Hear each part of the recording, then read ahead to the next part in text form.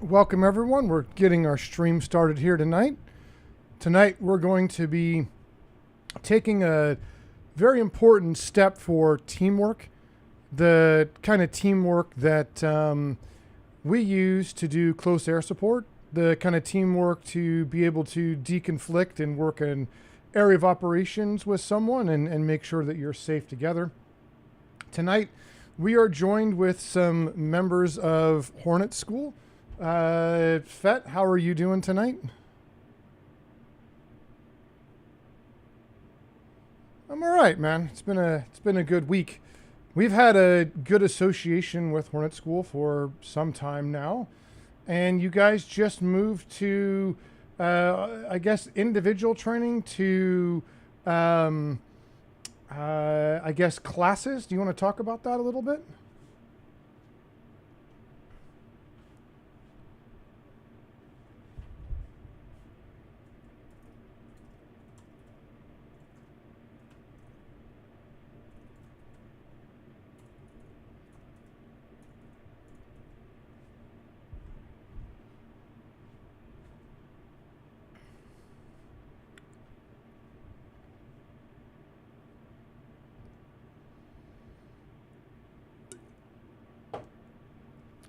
Well, I appreciate that. And, it's been amazing. For those that don't know, Hornet School will literally take you from zero, needing help with your peripherals, getting things dialed in, learning the Hornet, and building you enough skills to go from never have flown the Hornet to being able to join a squadron to do the teamwork that we're going to talk about tonight. And Rudy is one of those people. Rudy, do you want to talk just a little bit about, what's going on with Hornet School and how it prepared you?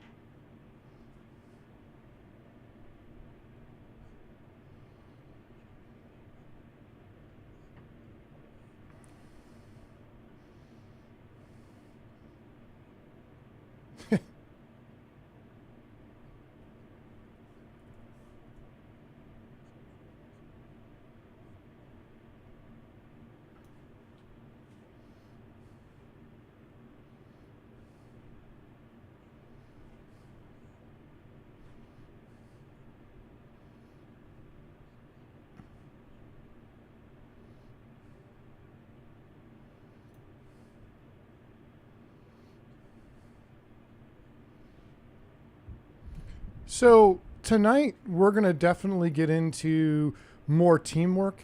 In one of our last live streams we did, we showed what you can do with teamwork. We showed doing close air support with one of our real world JTACs.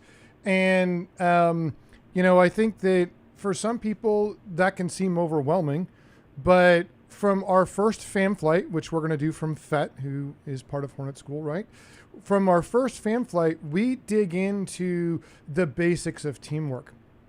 We dig into how to use a targeting pod, how to be able to see and coordinate what you're doing on the ground, how to deconflict in the air, and just generally be able to work as a team. And those are the very beginning things.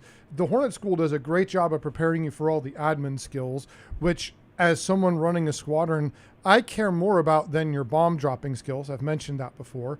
So Hornet School makes it so you can do teamwork. And that's what tonight is going to be all about. Let me give our briefing here. Give me just a second. So, sorry. There we go. So one of the keys about joining a squadron is everyone's going to be a little different. They're going to have a fam flight. The fam flight you see tonight, I promise you, is not the same as a different squadron's going to do, but it's the first step. So if you're from Hornet School or if you're thinking about going into a squadron, this will be a good kind of proxy to what you might see in some ways. So just to talk about One Actual for a second, we are a community. We have the Hornets with VFA 192. That's what I fly. We have our Black Sheep, which flies the Harrier. They're specialized in CAS. We have our Red Eagles that do red air, and they make our life difficult when we do air to air. We have the 82nd Airborne, which is in helicopters and in vehicles in combined arms on the ground. They give us a big context. We'll be live streaming some missions coming up here. We're going to be deploying to Egypt, and we have a bunch of mission requirements that are going to make us all work together as one big giant unit and team that it's going to be fun. And then we have our F-16s with the 124th. So, a little bit about us. If you saw some of our live streams before, we have a lot of toys in the sandbox. We have JTACs, we have air intercept control guys. We're usually running tower and marshal or some kind of command and control. We mostly operate off the boat, and we've got our ground crew now down there with a ground force commander trying to physically move units and have a replication of what would happen in the real world, and our job is to support them. So we have mission makers, and some of the kind of missions we do have a lot of detail and planning and cool graphics. These represent, units. And so, the teamwork we're going to do tonight is going to let us do some of these bigger picture things is all I really want to show you from this. The intent of most fam flights and our fam flight is really just to get to know each other and determine some baseline where training could start. Now, when I wrote this, I wasn't actually thinking of Hornet School, but now I can literally say there's no pass fail, because if you don't have the skills, I can push you to Hornet School and you'll get them. The weather is not a factor. It's going to be clear and visibility. I don't care about the weather. I care about teamwork tonight. Comm plan. All of our inter-flight communication is going to be done on channel 1 of COM 2. So on the right radio. So we refer to that as 1 on the right. So that means channel 1 on the right radio. It's just our lingo for that. All of our control authority, so around the range, will be on COM 1, and I'll tell you what channel that's going to be. So you'll just push whatever number. So I might say push, 6 left, and you would go channel 6 on the left radio, if that makes sense. Yep. And we have between flights on mids. We don't really be running that tonight. We do have a comm plan. You don't got to memorize any of this, just so you know the channels are organized. Our flight plan, we're going to be on Syria, taking off from Ryak. It's a small little base. We're going to taxi on up, get on the runway, do an interval takeoff. We're going to head out on runway heading. When we head on a runway heading, I just want you to form up parade on me. When you take off, call when you're visual, and then when you're formed up. And Rudy will be last, and Rudy will let me know that he's wheels up, meaning we're all up safe. Any questions on that? Yeah, pretty much. Okay, give me a second here. I gotta move this to live. Okay. We'll be taking off and continuing down here. As we get to a certain distance, we're going to turn and head up to this range. So the range is just pre-set up with some targets. There's some moving and static targets. We will get in the overhead. Are you familiar with that term, Fett?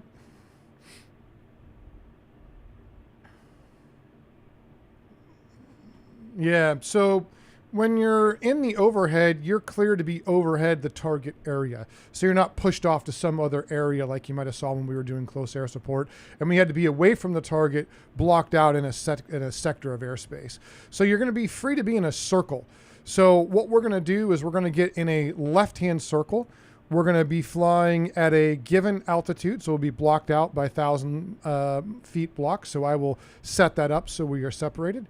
And then what'll happen is we'll try to stay within about 6 to 8 miles. So if you set up your auto throttle and you roll at about 10 degrees and you keep your scan going. So aviate, navigate, communicate, just constantly kind of looking and seeing where the airport is, and just keep a left-hand circle going. Does that make sense?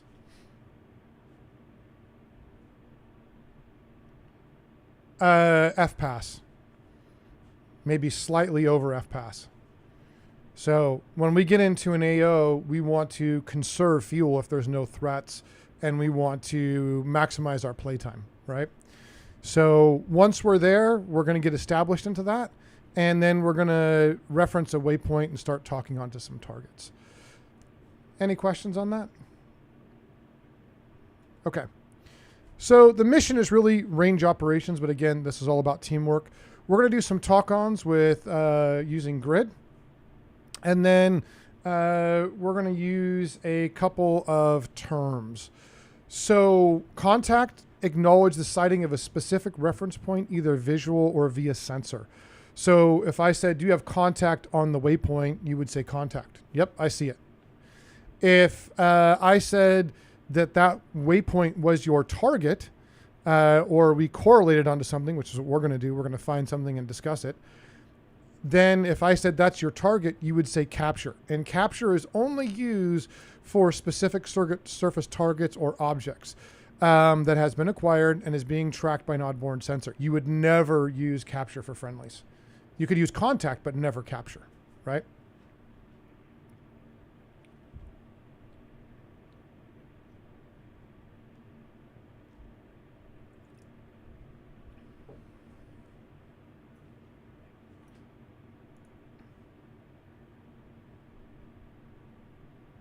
No. So if you're working with a control authority, like a JTAC, which I'm sort of pretending to be in this case, you need clearance.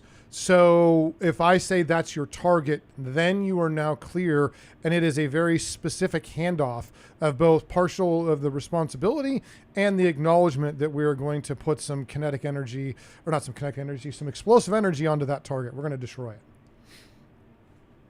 So it only comes when I say that is your target. All right, then you would call capture. And yes. Yep, we'll be very specific with the targets. Looking is pretty basic, pretty straightforward, right? Inside the jet, for your mode 3, you're going to be -2, and we do our modes by 17 and then dash number. So mine would be 1711 because I'm dragging 11. Yours would be 1712. Your laser code is absolutely the same. We keep the simple. Yeah, your bingo is 4000. Divert, which I don't think we're going to need, is TACAN 84 to Ramat, which is a nice confusing airport because it has 3 different runways in 3 different directions. The loadout is a GBU-12, ATFLIR, and a centerline tank. Pretty basic.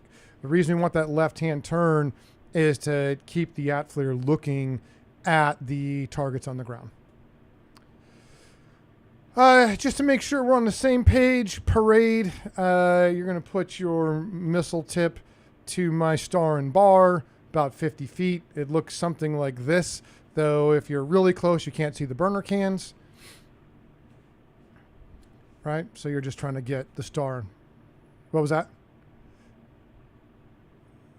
Yeah, it's fine. Yeah. And then we only use parade for admin purposes, around an airfield, around the boat. It's really not a tactical thing at all. So once we start getting into the AO, or even before then, I'm going to put you to cruise.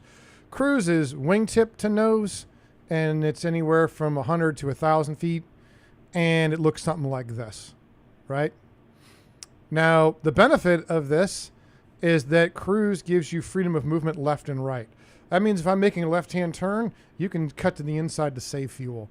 Or if I'm going slow and you need to go faster and inside's too slow because you're going to be under your F-pass and you're going to lose the the inertia of the jet and you're going to be behind the power curve, then you want to go to the outside. So again, it just looks something like this. It's designed to give you some time to go heads down for a second, but never forget your scan. One of the biggest things we always see, people don't scan, aviate, navigate, communicate. You know, if I ask you to do something, you only have a second or two to look down, then you got to look back up. Second two to look down, second or two to look back up. I'm sure you're familiar with that. Yep. All right. any questions before we get in the jet and decide to go do something fun?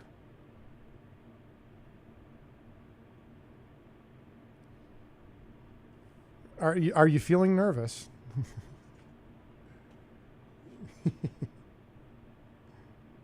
I mean, it's not like your entire reputation is on the line or anything.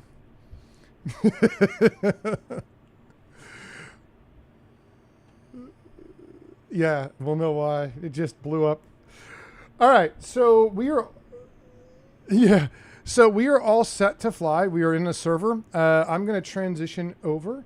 We will hop in the jet. We will meet on the one on the right channel, and then we will get started and take off. So give us just a couple minutes. I'm going to switch over the stream, and I'll be right back as I jump into my pit.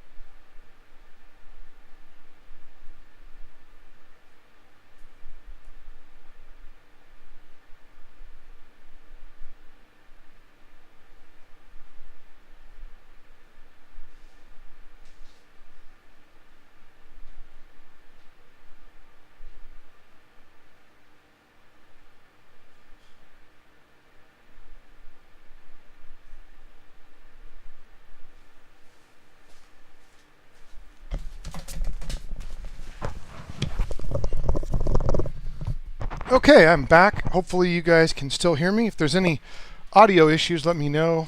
In fact, I need to jump on to YouTube. 1 second here. Thought I had that set up over here.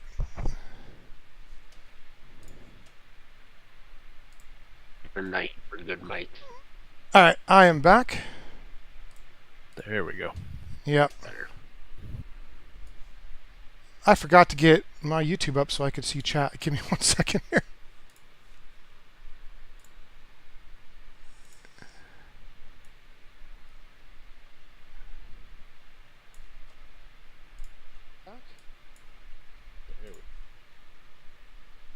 All right. So we're going to hop in the Ryak jet, so just join underneath me.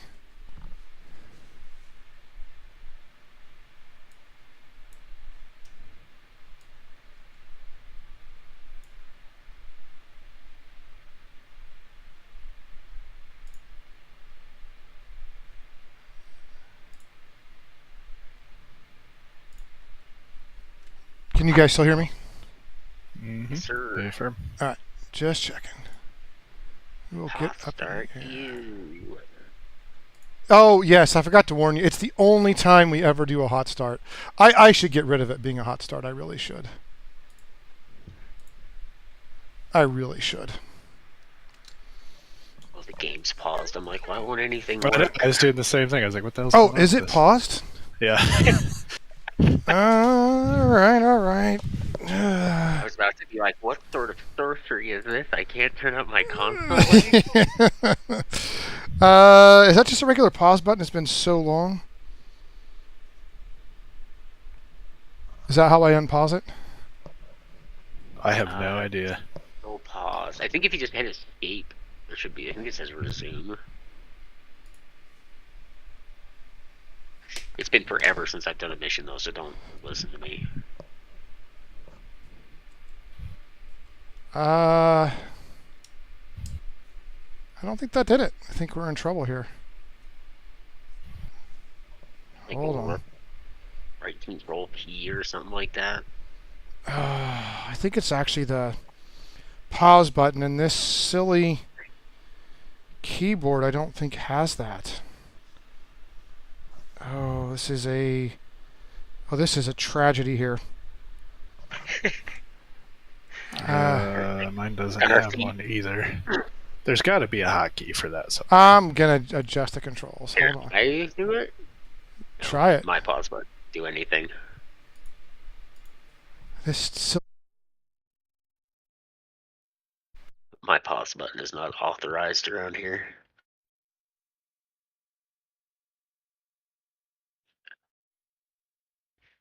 We're batting 1,000 tonight. I'll tell you that.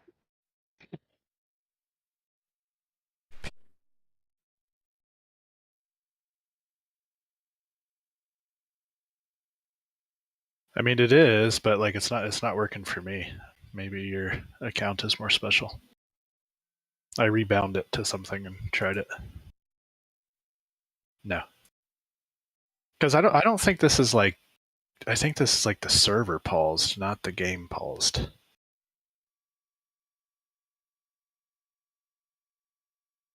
Where's Grendel? Where the chat's supposed to jump in and tell us what to do.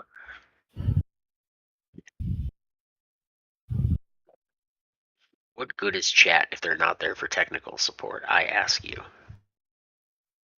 Or is it something you can do under like a game master slot or something? No, there is game master slots. I don't have combined arms though, so I can't get in there.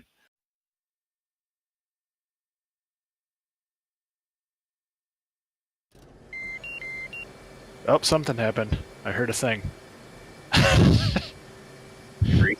They reset my camera. Oh, hello. Whoops. That's not what I wanted to do. Ignore that.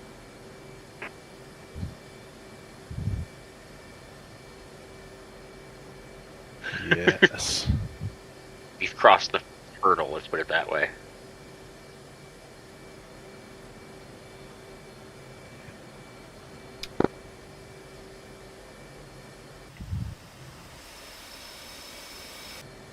Shoot.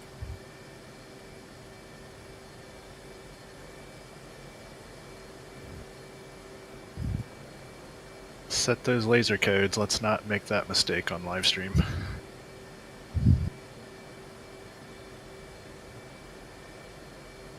Yes. Request rearming.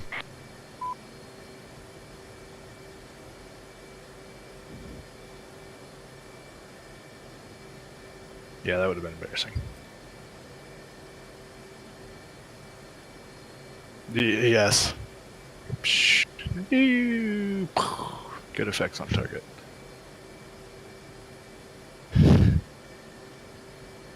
At least we know we hit 1,000% tonight.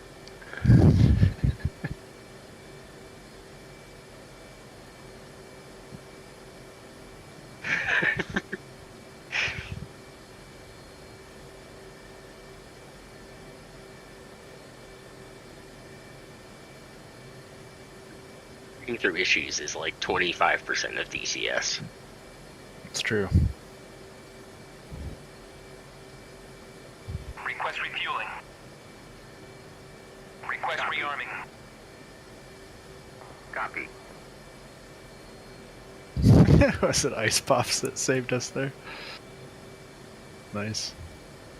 Refueling complete.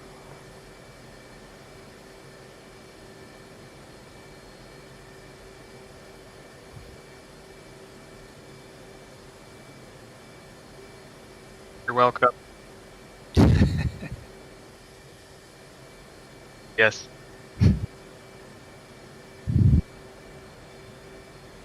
Yes. Rookie mistake.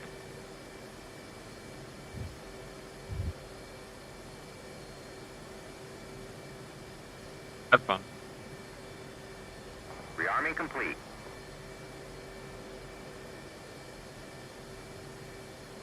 Just getting rearmed and I think I'm good.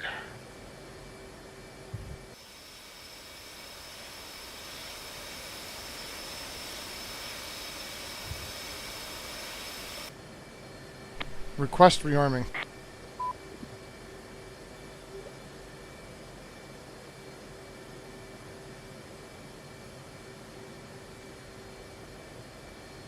Request rearming. Copy.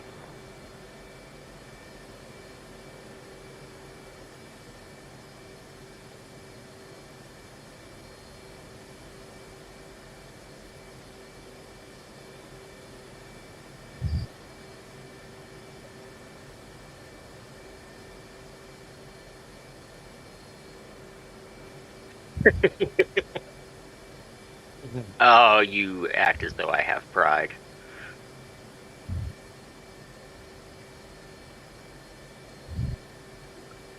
Rearming complete. Eviscerate. Do it. What's the worst that could happen?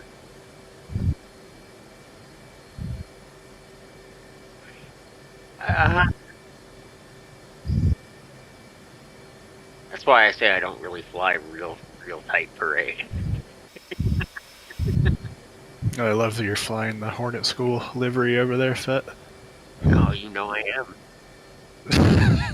Oh, we need to fix that. It's a beautiful livery. I need some of your liveries. All I see is stock jets.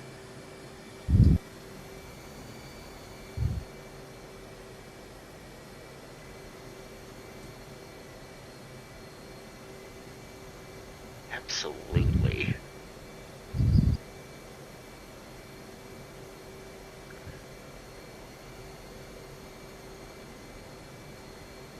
Alright, let me just check one thing. I think I'm good. He's rolling. Hey, my rudder pedals work again. This is magic. Baby steps, man. Baby steps. That was very bizarre. I've never had that happen before. The last thing on the Discord troubleshoot was try logging into the browser, and I was like, well, it's worth a try. And it worked.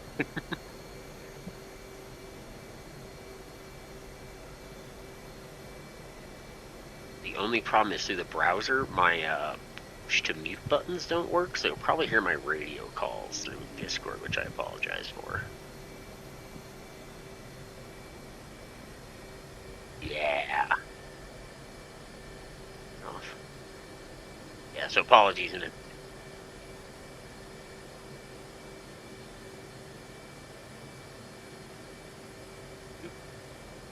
Actually, what am I doing? I'm not even doing this radio. Radio check, one on the right.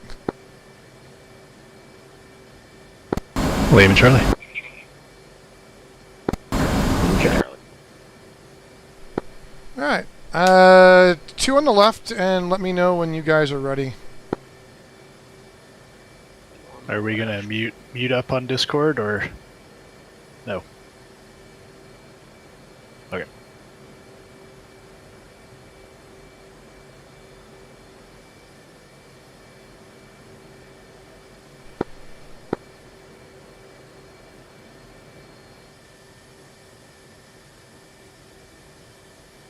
I'm not sure if they can hear you if you mute Discord. No, they can, because SRS is sent, so never mind. Disregard.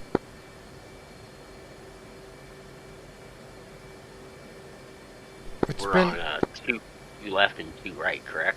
I want to make sure I'm on the right comms before we take off. Left 1 right there was my mistake. Alright. With you. Yep, they should be able to hear us now. Radio check. William and Charlie. William and Charlie. All right. I don't think they can hear Discord or SRS.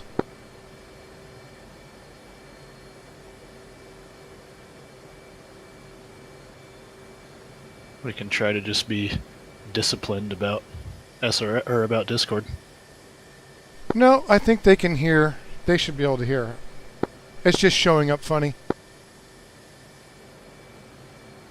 Yep, so we'll mute Discord. All right. All right, we're going to pull forward. We're going to divide the runway in half. The center line is going to be center left and center right. Lead's going to take center left. 2 is going to take center right, so the middle of the right lane. And 3 is going to come into the left side. And then we're going to stop and we'll get ready. 2. 3. Rack Tower, Dragon 1, flight of 3, taking active. We don't really have a person right now on here, but I try to do calls in the blind so I don't forget and I don't have bad habits.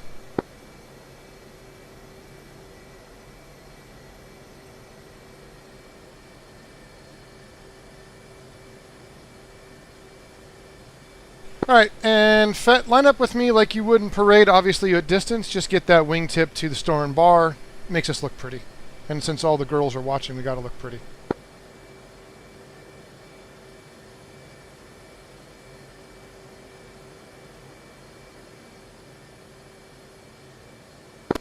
Two set.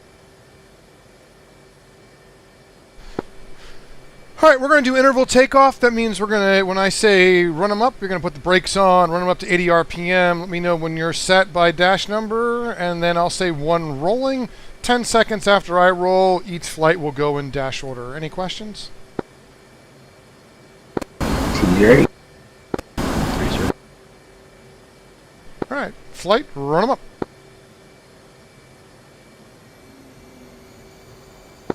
Two set. Three set. And 1 rolling.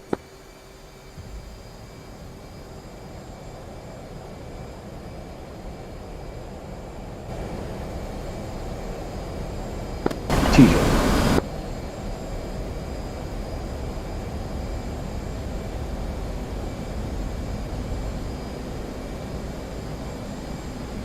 Three's wrong.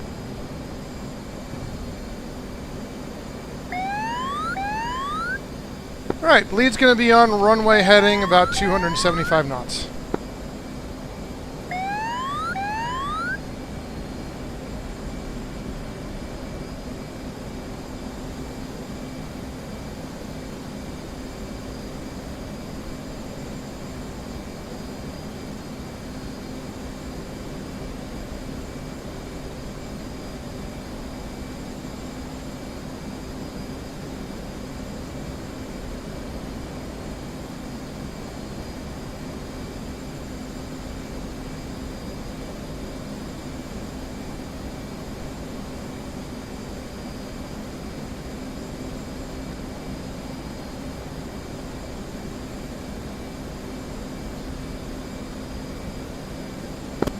Two's visual request for George.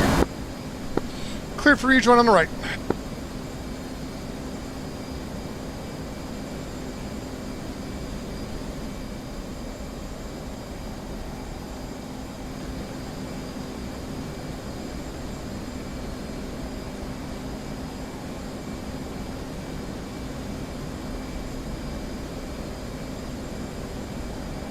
Three, did you say wheels up? I didn't. No. 3 wheels up. All right, I was like, either I lost my mind or you didn't say it. One of the two.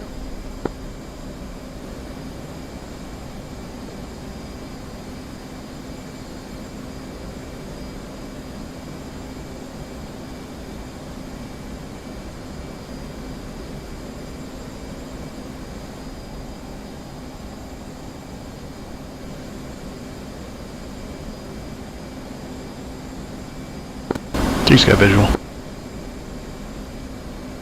Copy. Clear, join left. 3.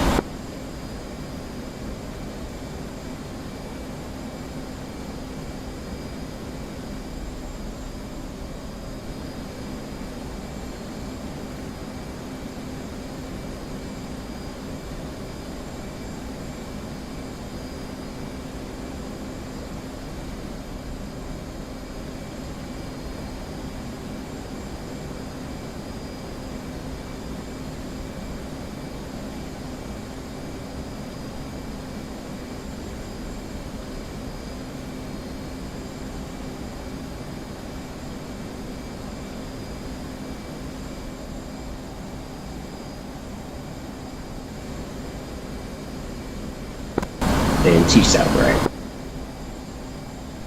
All right, flight switch 8 left.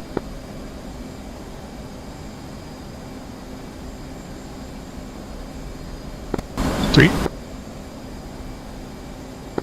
Two. All right, flight go cruise.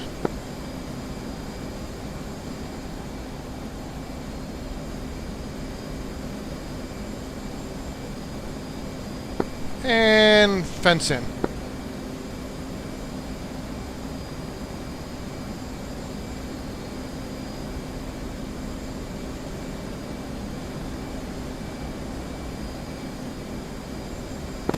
Three's fenced in 11.8. Who's fenced in 11-8. And leads fenced in 11-7.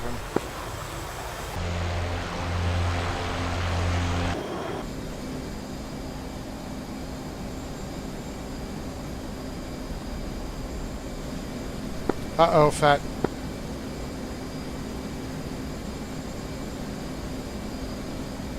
You didn't turn your lights off.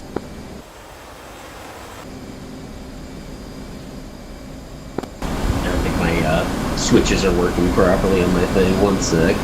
I think they're off now.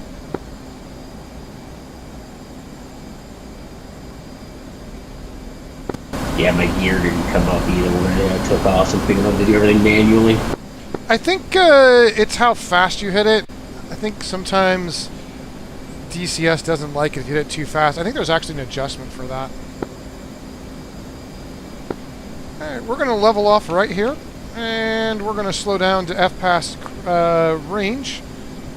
Actually, speed up to F-pass range. And I want you to go ahead and designate on waypoint number 6.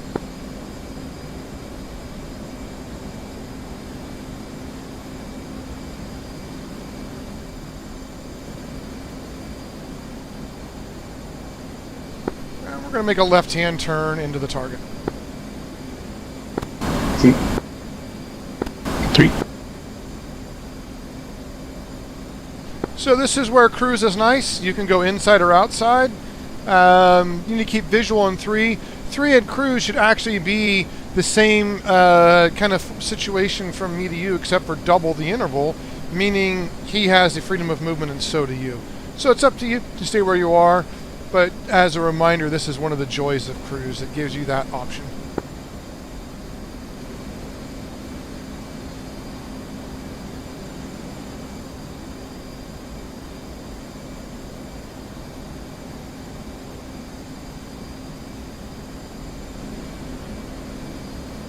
Are you ready for the stress and pressure there, Fett? Easy breezy over here, man. Yeah, we'll walk it on through. Again, this live stream is all about teamwork. And this in particular is a teamwork that's involved when we do air to ground.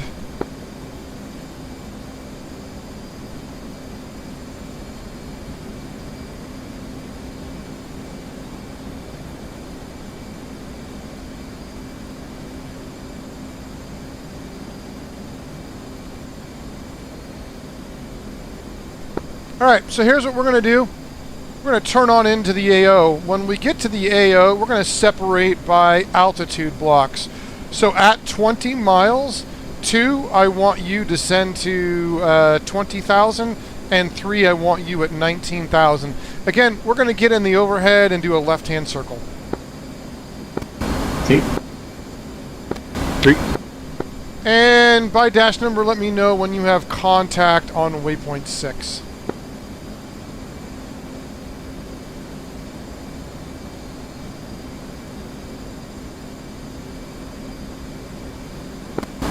Three's got contact.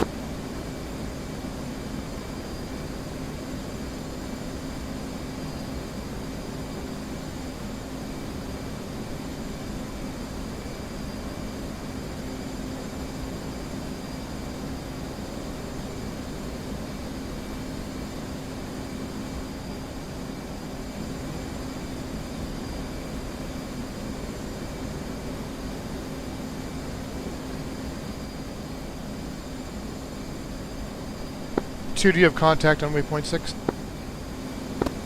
Yeah, just wait on my flitter pod. Like I said, my switches aren't working. Keep forgetting. 2's got contact. Copy. What I want you to do is sensor control in the direction of the tarting pod so you get the diamond in the top right-hand corner. 2, TDC depress.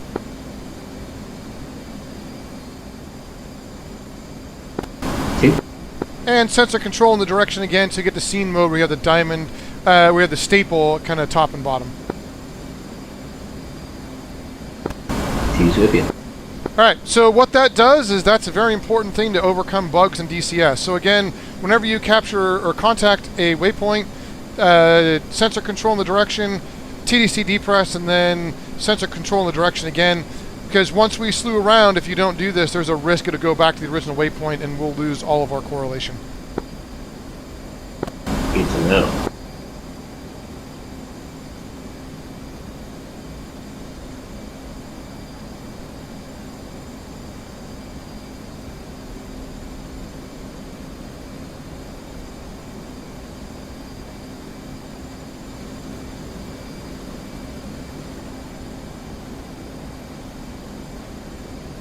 And when you descend, just report when you're established, your angels.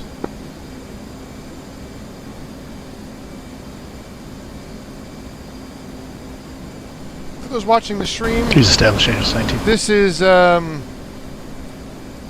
going to be a bit of teamwork here, and we're going to use some targeting pods to talk onto the same target. We're going to make sure we correlate and distinguish those targets because it's very important that we sort and make sure we have the right targets, especially when working with JTACs. All right, I'm going to go ahead and slow down to my FPAS endurance. I'm going to get a little bit to the right and offset so I can come in and establish myself again that left-hand turn 6 to 8 miles. Once you're established and ready for talk on, let me know.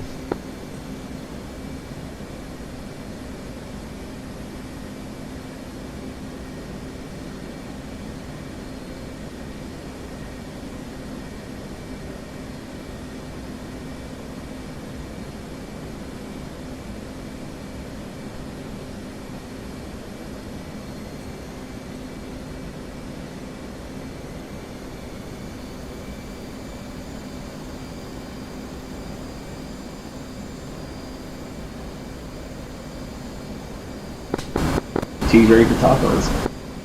All right, and just to be clear, you do not have to maintain any kind of formation. We're on the overhead.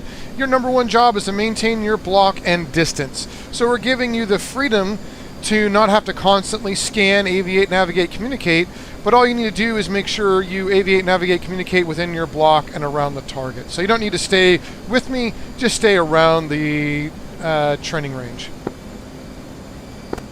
Two. All right, 3, you have contact? 3 has contact. All right, I want you to slew north from waypoint 6 until you come to a taxiway.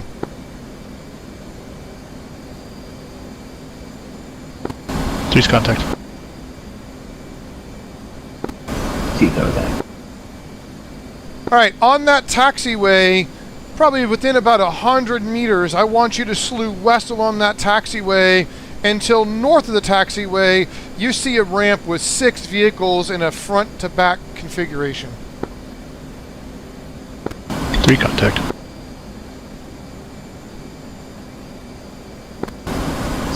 contact. 2, say again. Sorry, you broke out there. Say again. Oh, just see if you have contact on the grid of vehicles. Yep, 2's got contact with the 6 vehicles, from the taxiway. Copy. Now, what's important here is the phase of correlation. There are 6 identical vehicles down there. Do you know what kind of vehicles those are? I'm terrible at spotting vehicles, but I want to say it's scope launchers. Those are not, those are smirches. So those are MLRS smirches, but no big deal. So what we need to do is make sure we hit the right one. Now this is a bit of an extreme case, but this is going to help us correlate and use and build some skills for other target sorting and correlation. So what I want you to do is I want you to get contact on the southeast most smirch.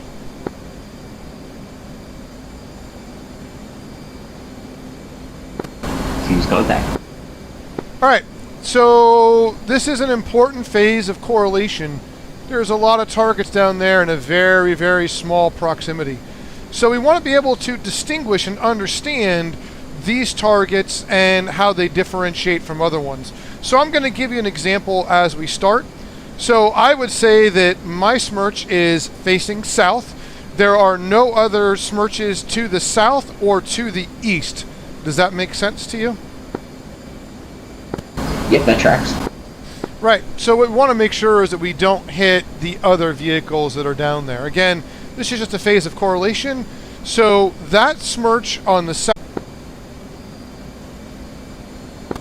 Okay.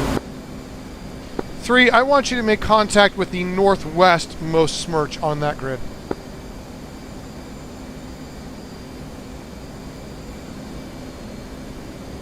Three contact.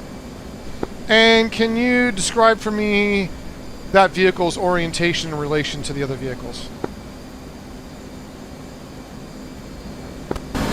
Yep. 3's target is facing approximately southeast. It is the furthest target to the northwest, where no target is further north or west than 3's target. Copy, affirm. And for argument's sake, let's just say those vehicles are facing south. I know it's a little bit off, but it'll just make it cleaner.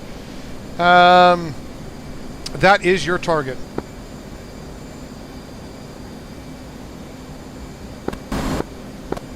Oh, sorry, was that directed at 2 or 3? That's actually directed at 2 and 3. Because 2, I said earlier, was his target. 3 capture. 2 capture. Alright, what I want you to do is I want both of you to push out 10 miles to the north.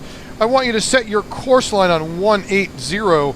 I want you to come in as close to 180 as possible, but it doesn't have to be perfect. When you're at 10 miles out, I want you to call in with your heading. Expect clearance on final. So you'll call in with your exact heading. So if it was 178, you'd say in 178.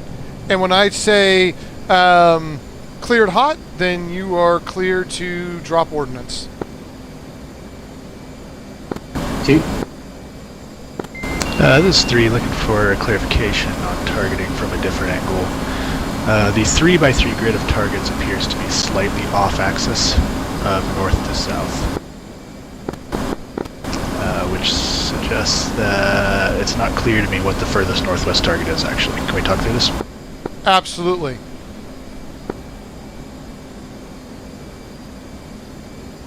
So 3 is looking at 2 rows of vehicles. Each row has 3 vehicles.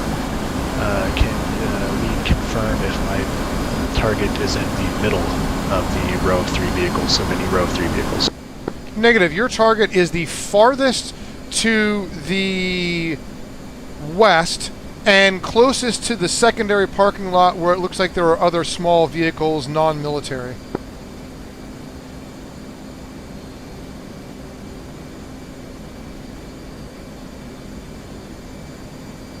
Three capture. And of those vehicles, you're going to have the northmost of those 2. 3 capture. 2, do you need any additional correlation, or are you still comfortable with your correlation? I felt pretty comfortable. I feel like we're looking at the same thing. Copy. So the reason I'm having them go out to the north is we're going to always fly coming in as close as we can to the same heading. And the reason is we want to deconflict and make sure we do not... the reason we want to do this is to make sure we do not drop bombs towards each other, which is a scary thing because you could hit each other. Especially You cut at off different one. altitudes. Sorry, I wasn't talking to you. Meyer.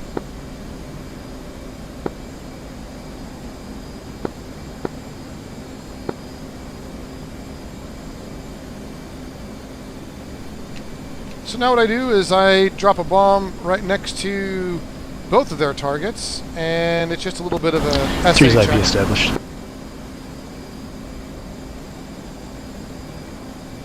3, you can turn in when ready. 2 copies.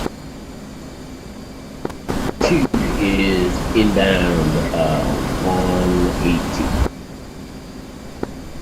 Copy. 2, cleared hot. 3, delay 60 seconds. 3 delaying 60 seconds. 2 cleared hot. I can see they're deconflicted on the essay page, so they're not going to drop bombs on top of each other. Because 2 is actually at 20,000 and 3 is at 19, so that possibility exists.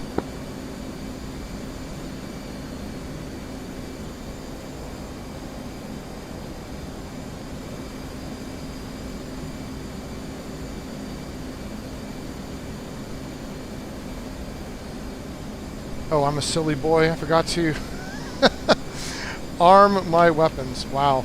Live streaming and everything at once. Made a little mistake there.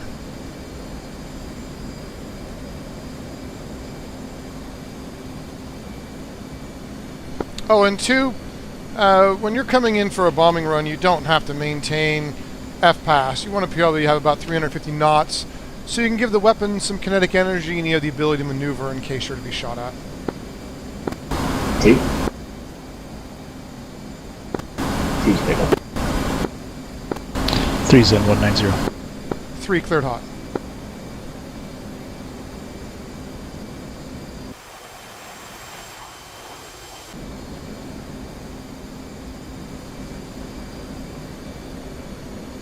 And 2's outbound to the east.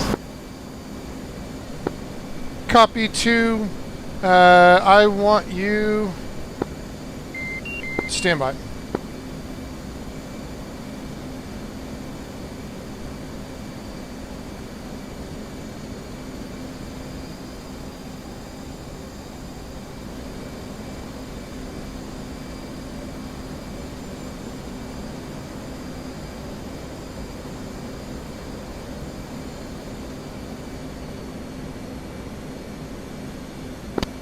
Three's paveway, off east. 2, did your time to impact already expire? Yeah, I think it's again my buttons are screwing up, so I don't think my code actually entered in right on my UFC. I'm checking it now. Copy. And you armed and E-fuse and everything? Yeah, I'm pretty sure. Like I said, I keep having to do everything manually, so bear with me. That sucks.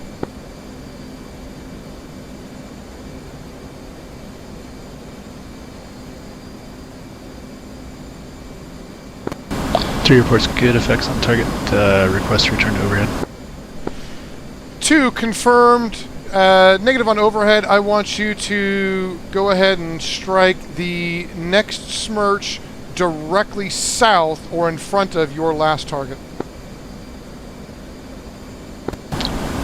2 copies, repositioning. Push out to the north, 10 miles. Call in with your heading. Expect clearance on final. 2 pushing north 10 miles. Alright, 2 has fixed the issues. I'll straight out here. Copy. Continue the same target. Push out to the north. Call in with your heading. Expect clearance on final. Yes, Mr. Ice Pops. Everyone's going to see that I'm a fallible person and I made a mistake. 3 is capture target immediately south of previous. Copy. That is your target.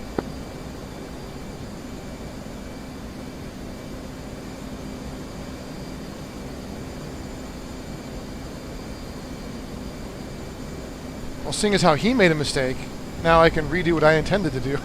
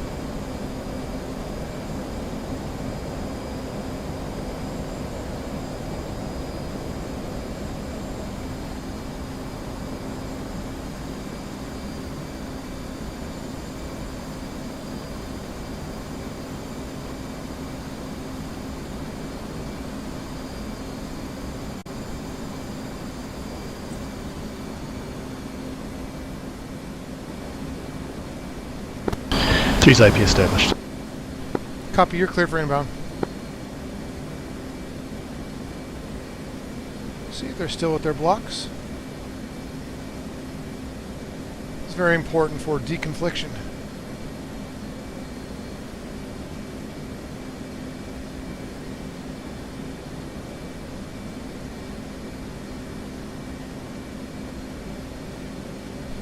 There we go, Mr. Ice Pops. I redeemed myself, maybe.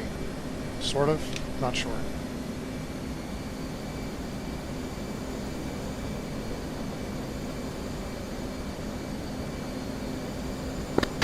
Three's in 180 and reporting target immediately to the east of my target has just been struck. Copy, continue. Cleared hot.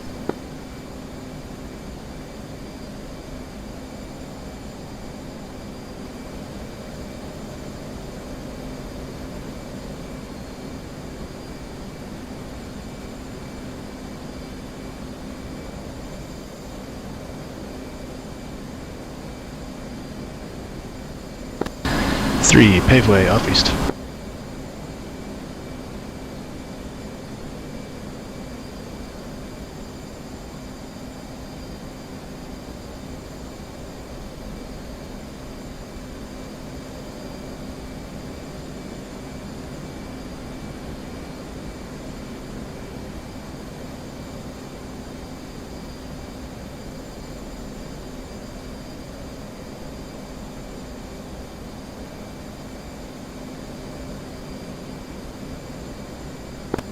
Three, good effects on target.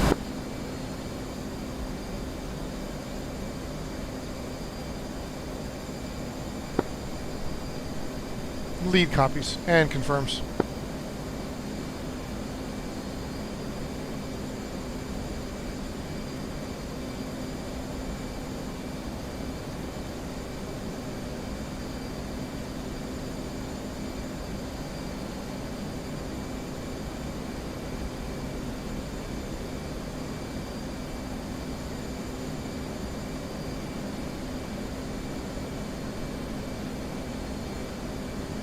So you can see Fett's going out 10 miles to the north, and he's going to turn in from north to south. I haven't set a course line because I think it just makes your life a lot easier. Technically, when you say north to south, you should say in from the north, but I want them to get used to calling in the heading, so it's a little bit modified.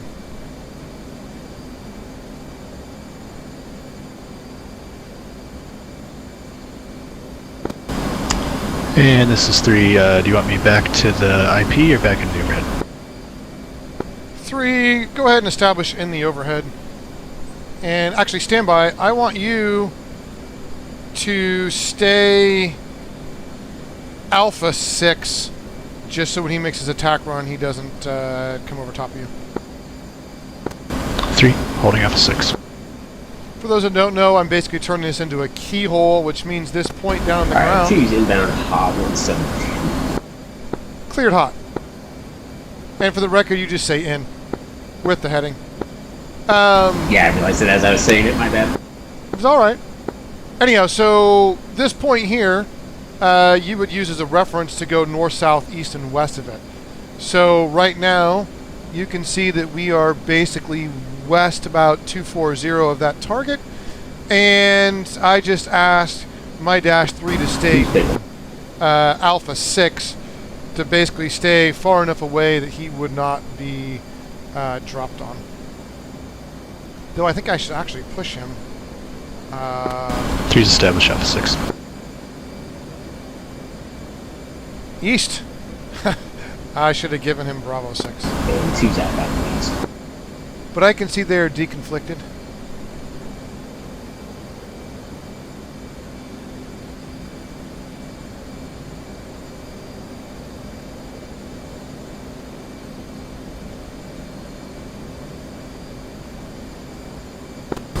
Alright, well, it looks like I dropped another dud, so this is going swimmingly.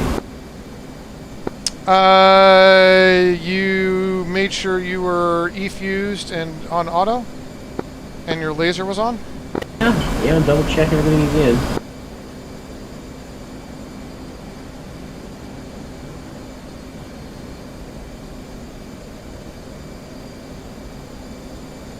It's the stress of the moment. I'm blaming my rudder pedals working. Somehow made all my keybinds disappear. So this is a catch-22. Got it. Well, report back to the overhead and let me know when you're established. I have a grid of a target when ready. Alright, copy that. I'm heading back up to the north. Gonna double check everything one more time. And 3, you can come back into the overhead. Maintain your blocks.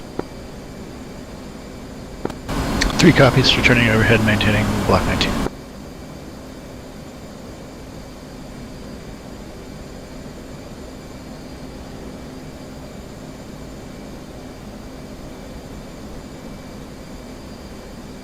So to maintain the overhead here, all I'm doing is looking at my scan.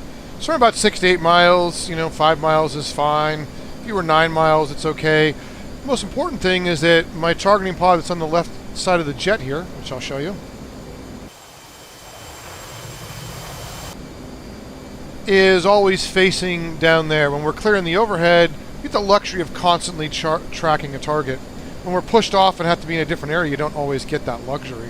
So I'm just looking up, scanning, and I'm making sure that I'm staying with my distance. I can see my HMD and the staples down there for my wingman. Can see my diamond. Gives me a good situational awareness of the area. And I'm just maintaining my turn because I'm in auto throttle and I'm in barometric altitude hold. So I'm using the tools in the jet, which the Hornet has many, many good tools to be a warfighting jet, to make sure I'm established in the overhead and keeping my targeting pod on. Alright, T's up out of the north. Pretty sure everything is good to go. Ready for recording tonight. Copy 2, just report to the overhead, let me know when established. We're going to switch to using a grid and finding a new target. Copy that. So the important thing is when you're working as a team, you should be looking at your wingman's target. So if your flight lead's going to be dropping a bomb, you should be looking and scanning the area for manpad threats, for changes to the target that maybe they don't see while they're... 2, I'm getting reports from the audience that your mic is a bit low.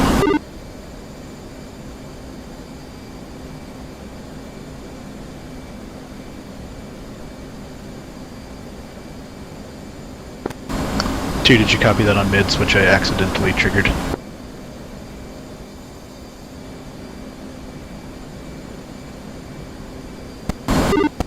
That was a good reminder because everything was insane. Say again, too? No, I didn't have mids. Nothing was entering in properly. So Copy. Let's just use channel 2. Or, sorry, channel 1 on the right. yeah, I think I got everything good now. My UFC, exactly. Everything's just not working quite right. But I've established overhead. Got legal. Alright, 2, you ready for a copy of grid? Team ready. Alright, the format I'm going to give this in is description, location, elevation, and remarks. So the description is we're looking for a small fighter or bomber. The location is grid 37 Sierra Bravo Tango 410073. Elevation is 2381 feet.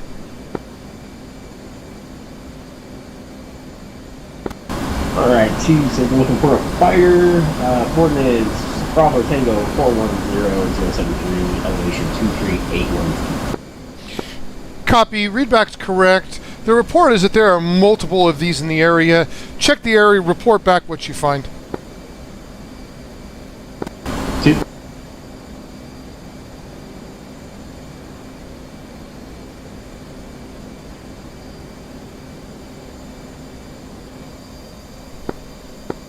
Hopefully my voice is now loud enough on the live stream. Anyhow, point I was getting to before was if your wingman is watching the target area and something changes, you may be flying the jet or doing something heads down and they can keep an eye on it. They can also do something called goalie, where for some reason you need them to terminally guide that weapon with a laser. You can be set up to guide the laser code of that weapon. So teamwork is very important, and it has many, many roles. We're just doing a couple of small minor ones here today.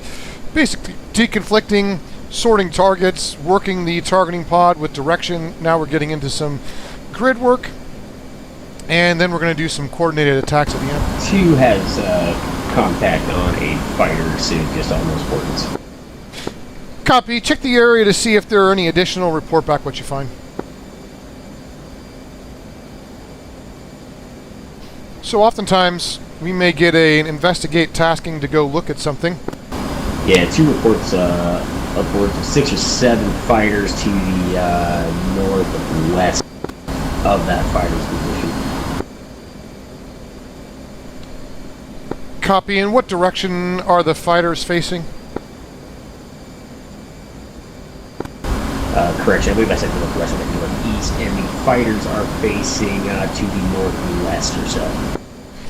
Copy. I want you to take the westmost target, and I want you to talk on -3 directly to the target just east of yours.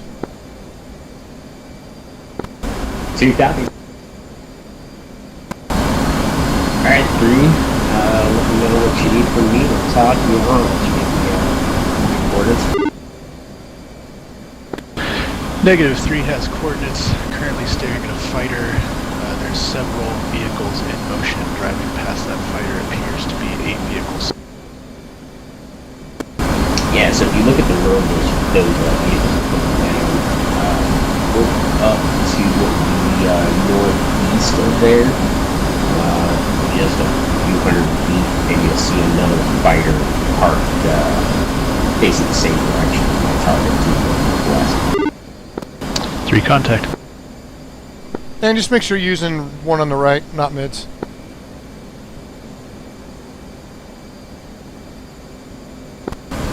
Copy that. You have contact. And 3, if you have that jet that appears to be northeast of -2's, what direction is it facing?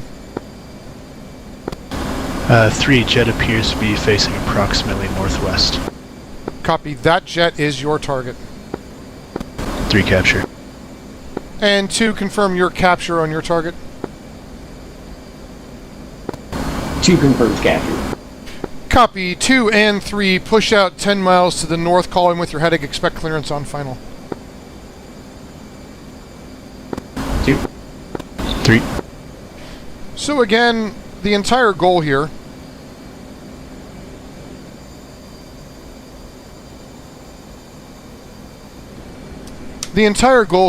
is to make sure that everything we are doing is coordinated, deconflicted, sorted, and there's a lot of small skills that are built up. When we did our live stream a few months back showing close air support, the key factor was that you were seeing the end result of a lot of skills and a lot of mistakes that were learned to get those skills. And so again, we wanted to break down and show some very, very basics. In a debrief, it'll be a little more clear about how the deconfliction works. You can see it here on the SA page. My track IR keeps screwing up. I think it's just slightly out of position. You can see it here on the SA page. 3's IP established. Copy, standby for... Correction, turn in when ready.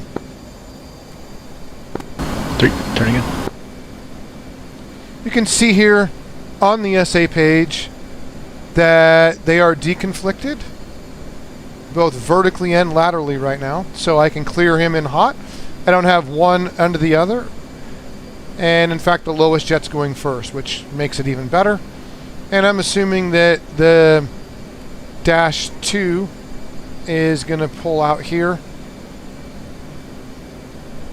and have to make the same turn in basically from the north. Again, this is where having some pretty specific in headings can help deconflict as well.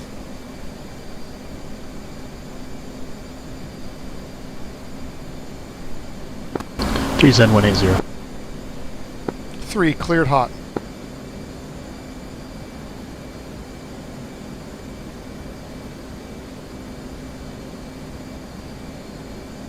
So there he goes, coming straight into the target.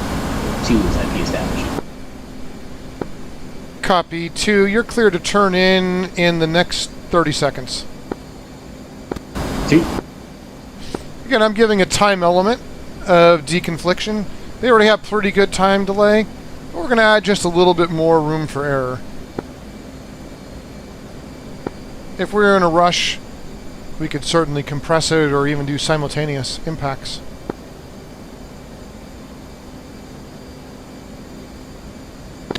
Two, paveway off east. 3, correction, 3, paveway off east.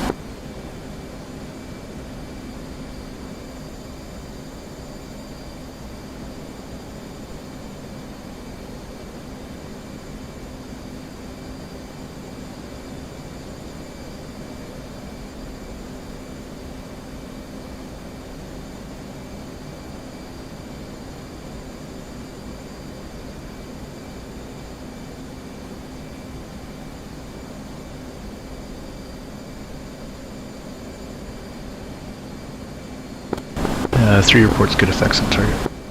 2 confirms.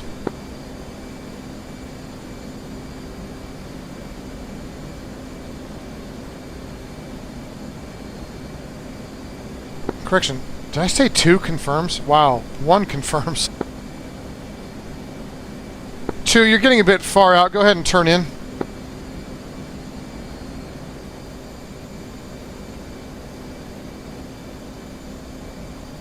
Two, you copy? Yep, 2 is just about to be inbound 180. Copy. For future, try not to go more than about 15 miles away from the target. Copy that. And 2 is inbound 180. And 3, hold Bravo 6. 3 copies, Bravo 6.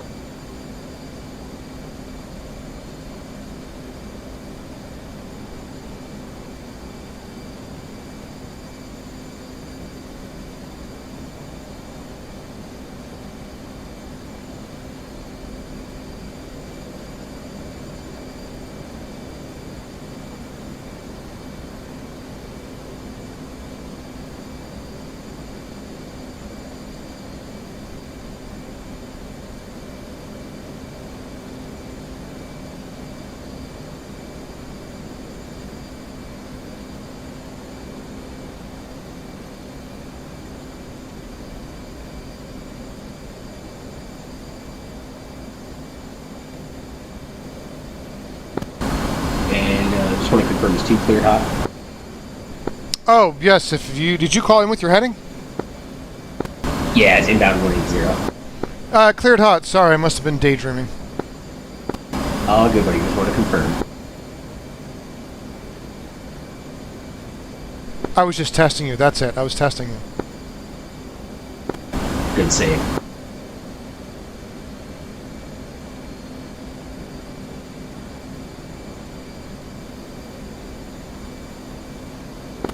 Tuesday.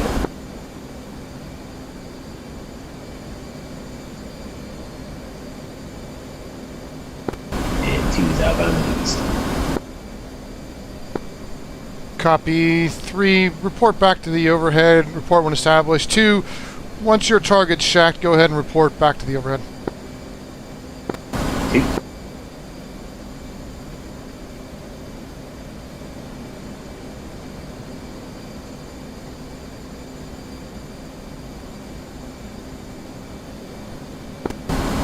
Confirm good effects on target.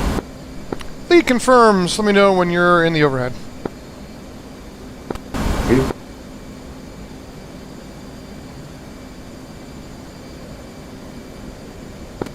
Three's reestablished overhead, block 19.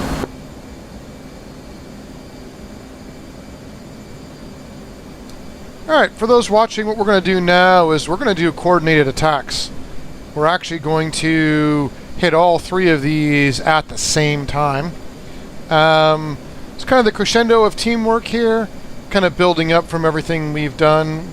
We're also going to use an 8-digit grid, which is not really a trick, but you have to know that you can only enter a 6 or a 10, so they have to add a 0 at the end of each 4 digits. So not everyone knows that. We'll see. And 2's established overhead, Aegis 20. Copy 2 and 3. Say when ready to copy grid. 2's ready. 3, send it. 2 and 3, we have report of large bombers at the following location, grid 37 Sierra Bravo Tango 4225 0810, elevation 2358 feet.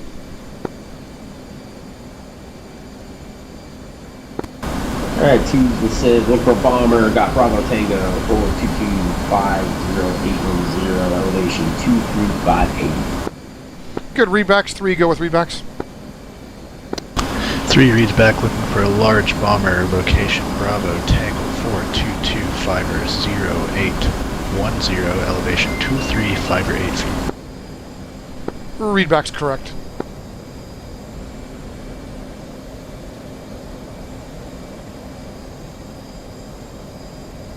So what I'm doing now is I want to actually get in formation or position to be in formation.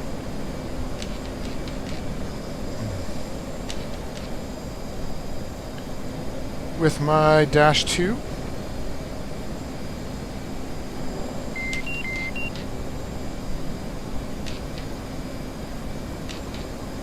Now 3 should still be 1,000 feet under, so I rejoin at 500 feet under. 3's contacts that grid. Copy, standby.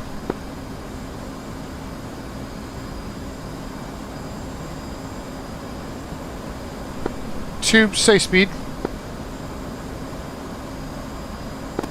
2 has Mach 0.55 in the box. Okay, copy, just confirming. I was looking at it, looked like you were going very fast, but it's just an illusion.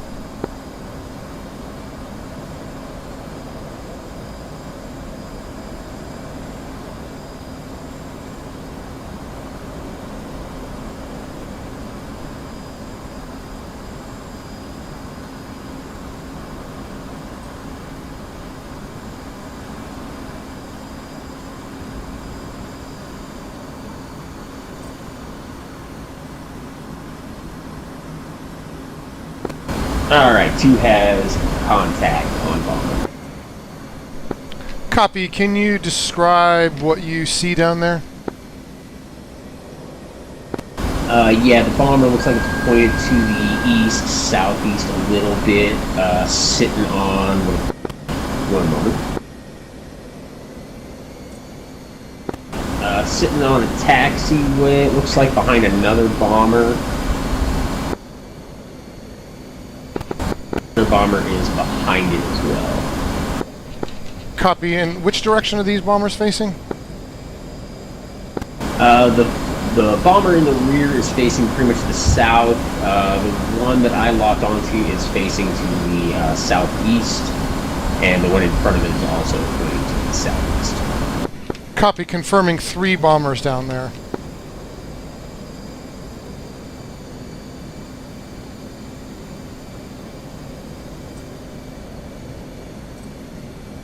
Two, confirming there's 3 bombers.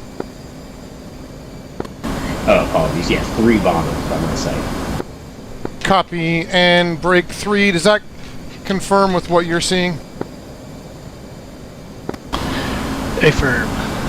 3 sees 3 bombers broadly sitting at the junction between the taxiway and a runway entrance.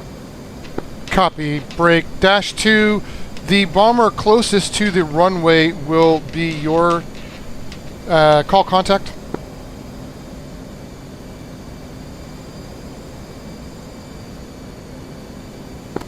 Two's contact.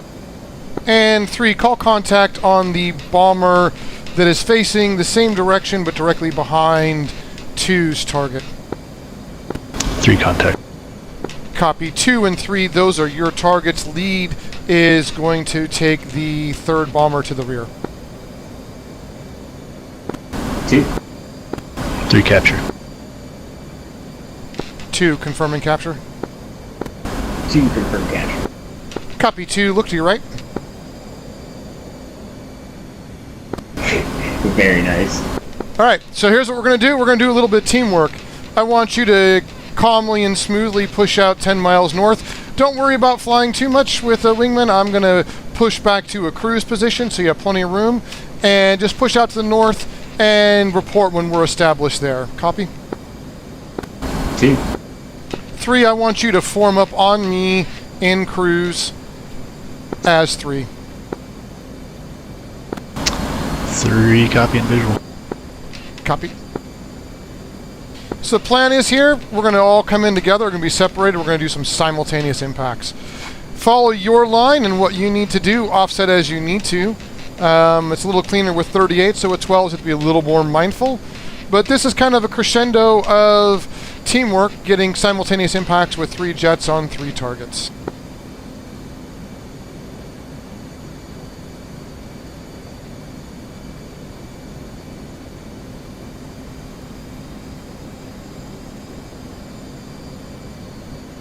And I will clear us in as a flight once we are established. 2.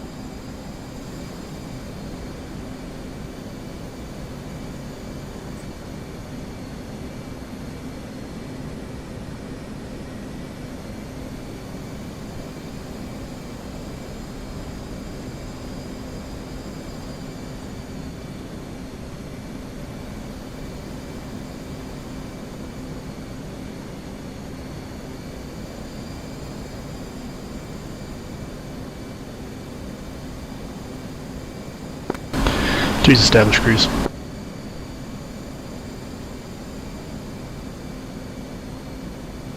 And 2, once we're about 7 miles out, go milpow and get us up to 350. 2.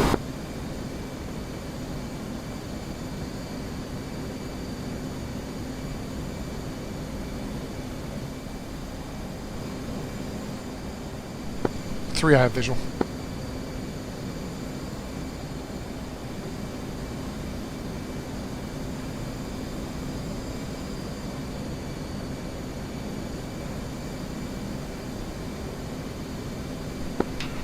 Alright, so we're going to plan this attack a little bit. What I want to do is we'll go ahead and drop our bombs, and what I want you to do is continue straight for about 4 miles past the target, give us all a chance to get our bombs on, and then I will slide forward, I will resume lead, and we will proceed from there. 2 copies and go mill brigade.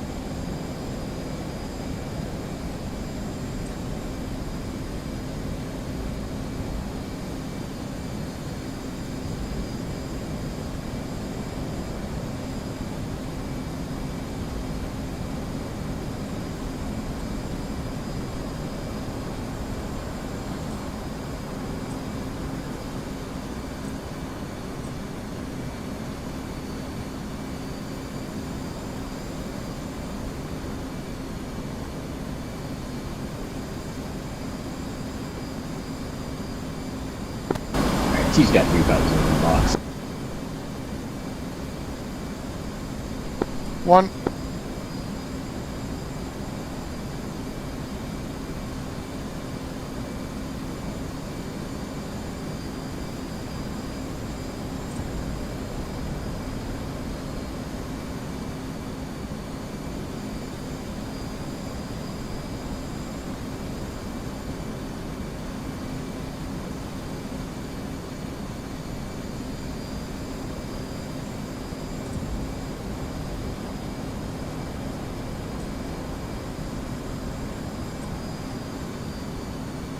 And 2, go ahead and proceed inbound. Call in with, let me know when you're ready to turn in and roll out.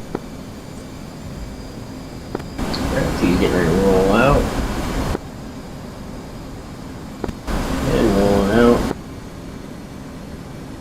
right, looks like we're all in 145. We are all cleared hot. 2. 3.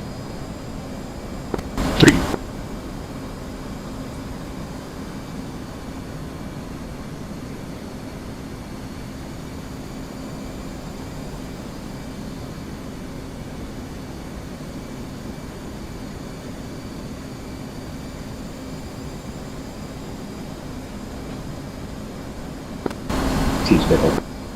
1's pickle. 3's pickle. And 2, just continue to fly straight and level, same speed. 2.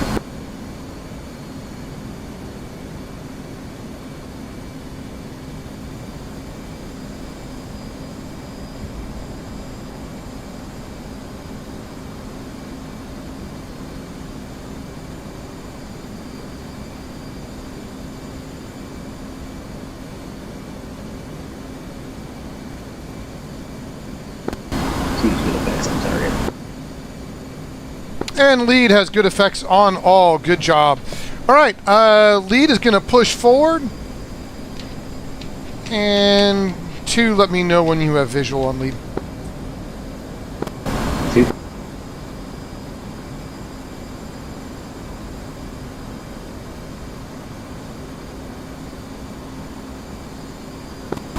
And 2's got visual on lead. All right, lead is resuming lead. 3, you still have visual, looks like. 3 has visual on 2 and 3. All right, go ahead and form up crews. We're going to roll right, heading 224. Correction, 3 has visual on 1 and 2. Copy. 2.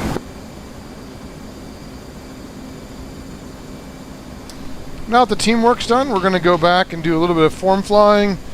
Head back to Ryak and do a overhead break.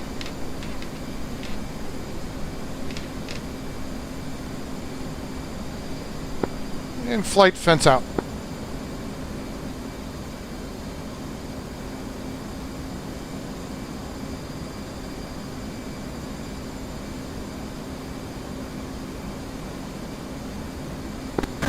Three's fenced out, state 5.8.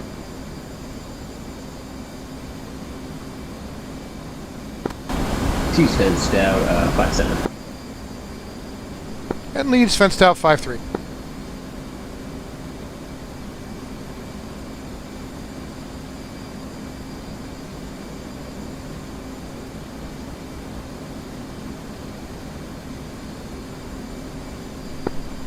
And flight, go ahead and waypoint on waypoint number 0 and set your course line for 044.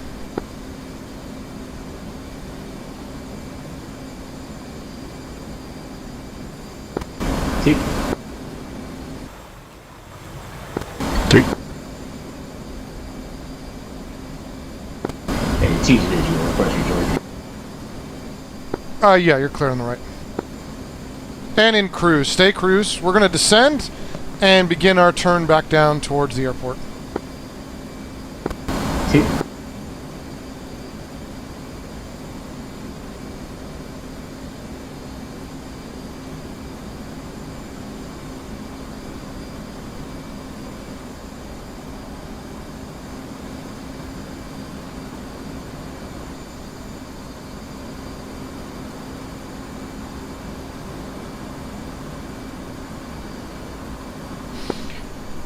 All right, 2, I'm assuming you've done an overhead break before?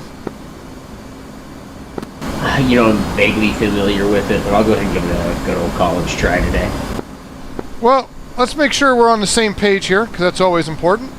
What we're going to do is about 10 miles out, I'm going to get us to parade on the right. And when we're parade on the right, once I brake, the way I brake, and we're all going to brake, is 0 throttles, full speed brake, roll left, and give it just about 1% of G. When you're on the reciprocal heading of the course line, you're going to roll out at 250 knots. Speed brake is off, gear down, flaps down, and hopefully we should have enough of an interval to be able to land. 2.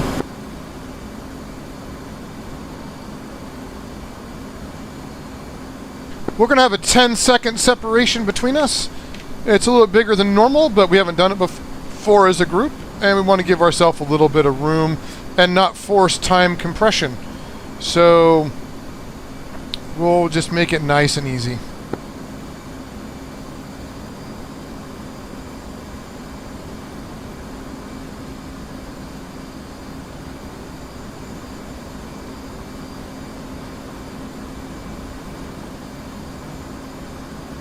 So I use my course line here and the C-cell offset. I know I'm 24 miles from here, and I'm 40 miles from my target. I want to be about this altitude, maybe a little higher. We're going to roll out onto this course line and head straight on in for Ryak. Flight push to left.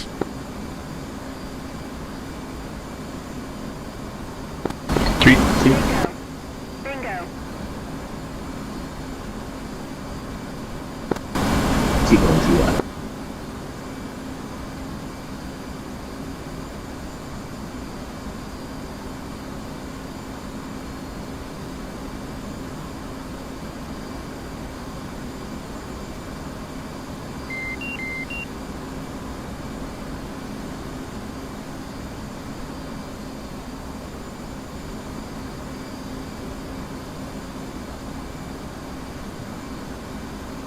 So, Fett, what do you think so far of what you experienced teamwork-wise? I liked it, man. Nice and easy, smooth, good comms. I liked it. Yeah, you could tell you've got experience, even when things were kind of going wrong. You could tell in comms that you weren't getting frustrated, you're just trying to work through it. That only comes with experience. I was saying on my stream how everything, including you, was trying to get me into a helmet fire tonight, but I wouldn't let it. You have to fight for it sometimes, man. Yeah, tonight was one of them. Yeah, it's interesting because I can always tell a bit when I'm doing a fam flight, you know, how someone's doing, just based on their comms, and you can hear the tone of their voice. And it's to be expected that somebody with lower experience of coming straight to Hornet School is going to get a little more frustrated. And you're right. I'm not trying to get you totally out of helmet fire, but there are certain things we are doing to force you to pay attention. And if you don't have the skills of writing down a grid or a system to do it, or you're not familiar with flying in the overhead, or a lot of little details, at some point one of those things is going to probably trip you up. Yeah, definitely keep me on my toes. I liked it.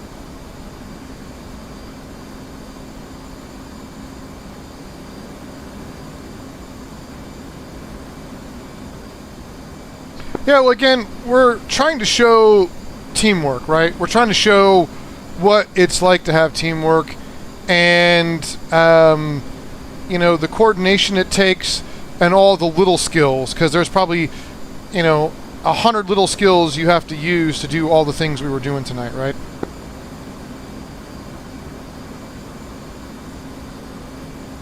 No, 100%. And this is why, you know, doing Hornet School is a huge help, because you understand the jet, you understand how to fly it, you've done form flying, and a lot of these little things that are way more important and more difficult skills than just dropping a bomb. I always tell the students that dropping the bombs part's the easy part. Yeah, it really is. It really, really is. You know, if you got friendlies down there and you got a JTAC you're working with, or you just want to deconflict and not waste ordnance with your flight members, you know, all of those reasons are, you know, contributing together and make the teamwork essential. But in my mind, I do this for teamwork. If it was just me flying solo, I would have been bored and done, you know, the day I started. Oh, I'm totally with you. Tower Dragon 1 flight of 3, approaching from 220, 28 miles, Angels 10, and descending into the valley. We'll be looking for straight in with an overhead brake to the left. 2.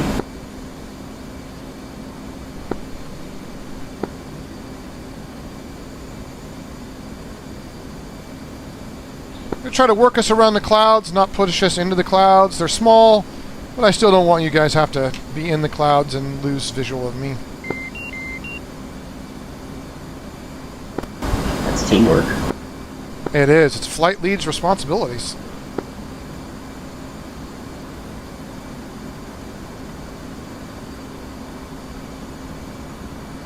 All right, I'm going to be descending and kind of get us slowed down to about 250 knots all at the same time.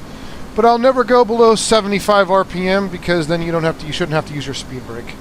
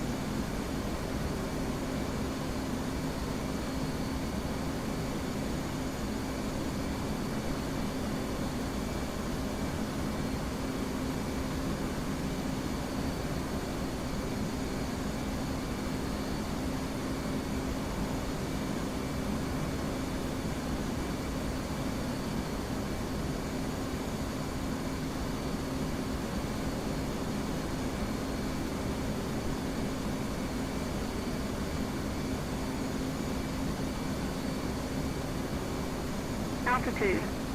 Altitude.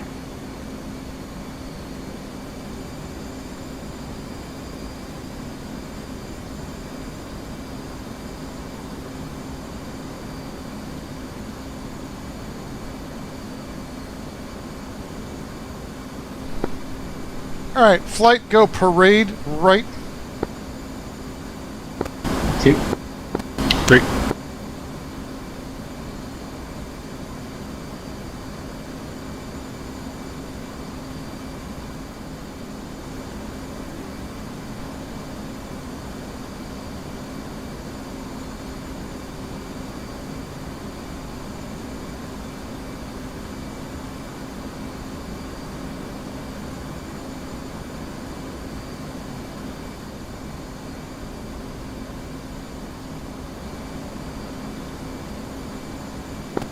Two sour, right?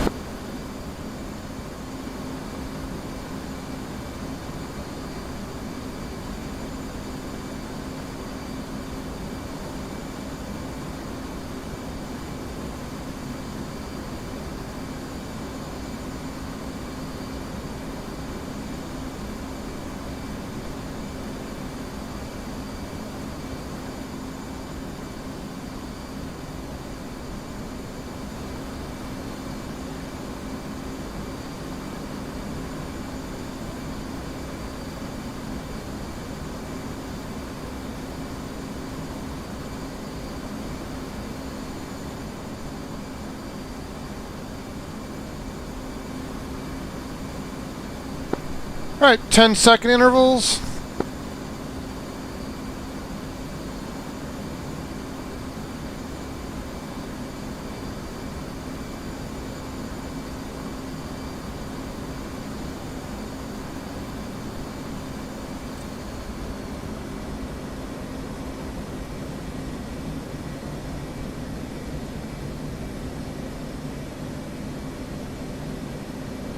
Excuse me, break.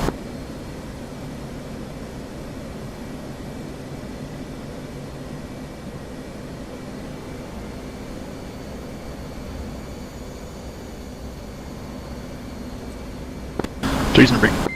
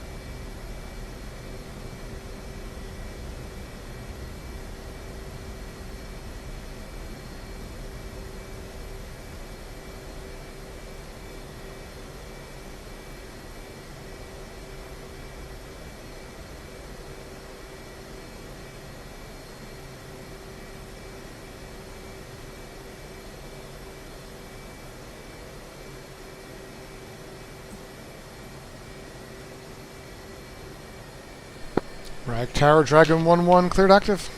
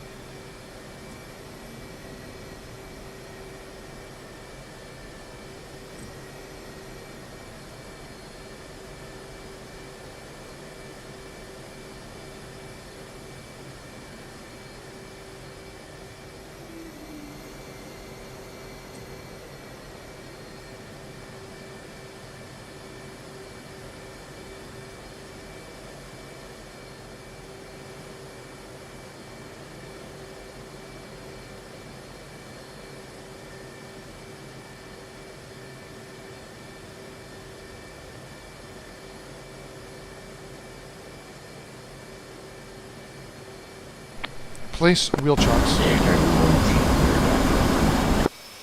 Place wheel chocks. Place wheel chocks. Chief, place the wheel chocks. Copy. Alright, for those in the stream, we're going to go ahead and do a debrief. I think Fett did a pretty good job. Always some things to work on. Fett, where are you going?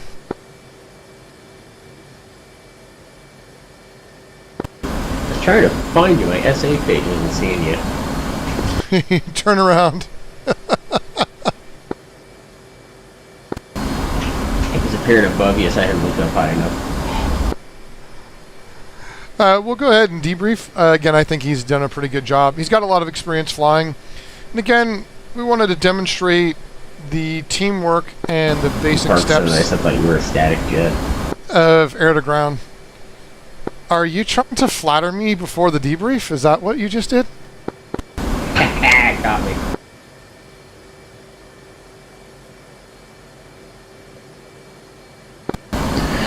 Tower, Dragon 1-3, cleared the active. Visual parking area, heading that way.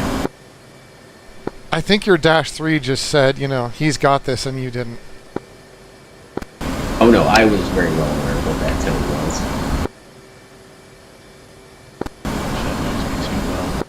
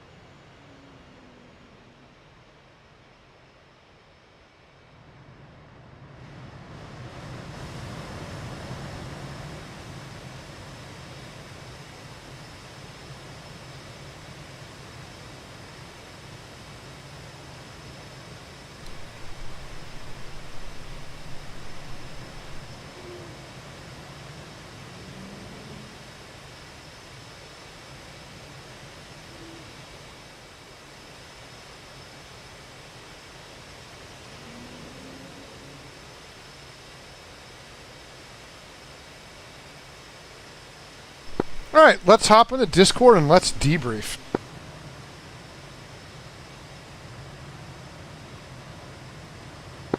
Three.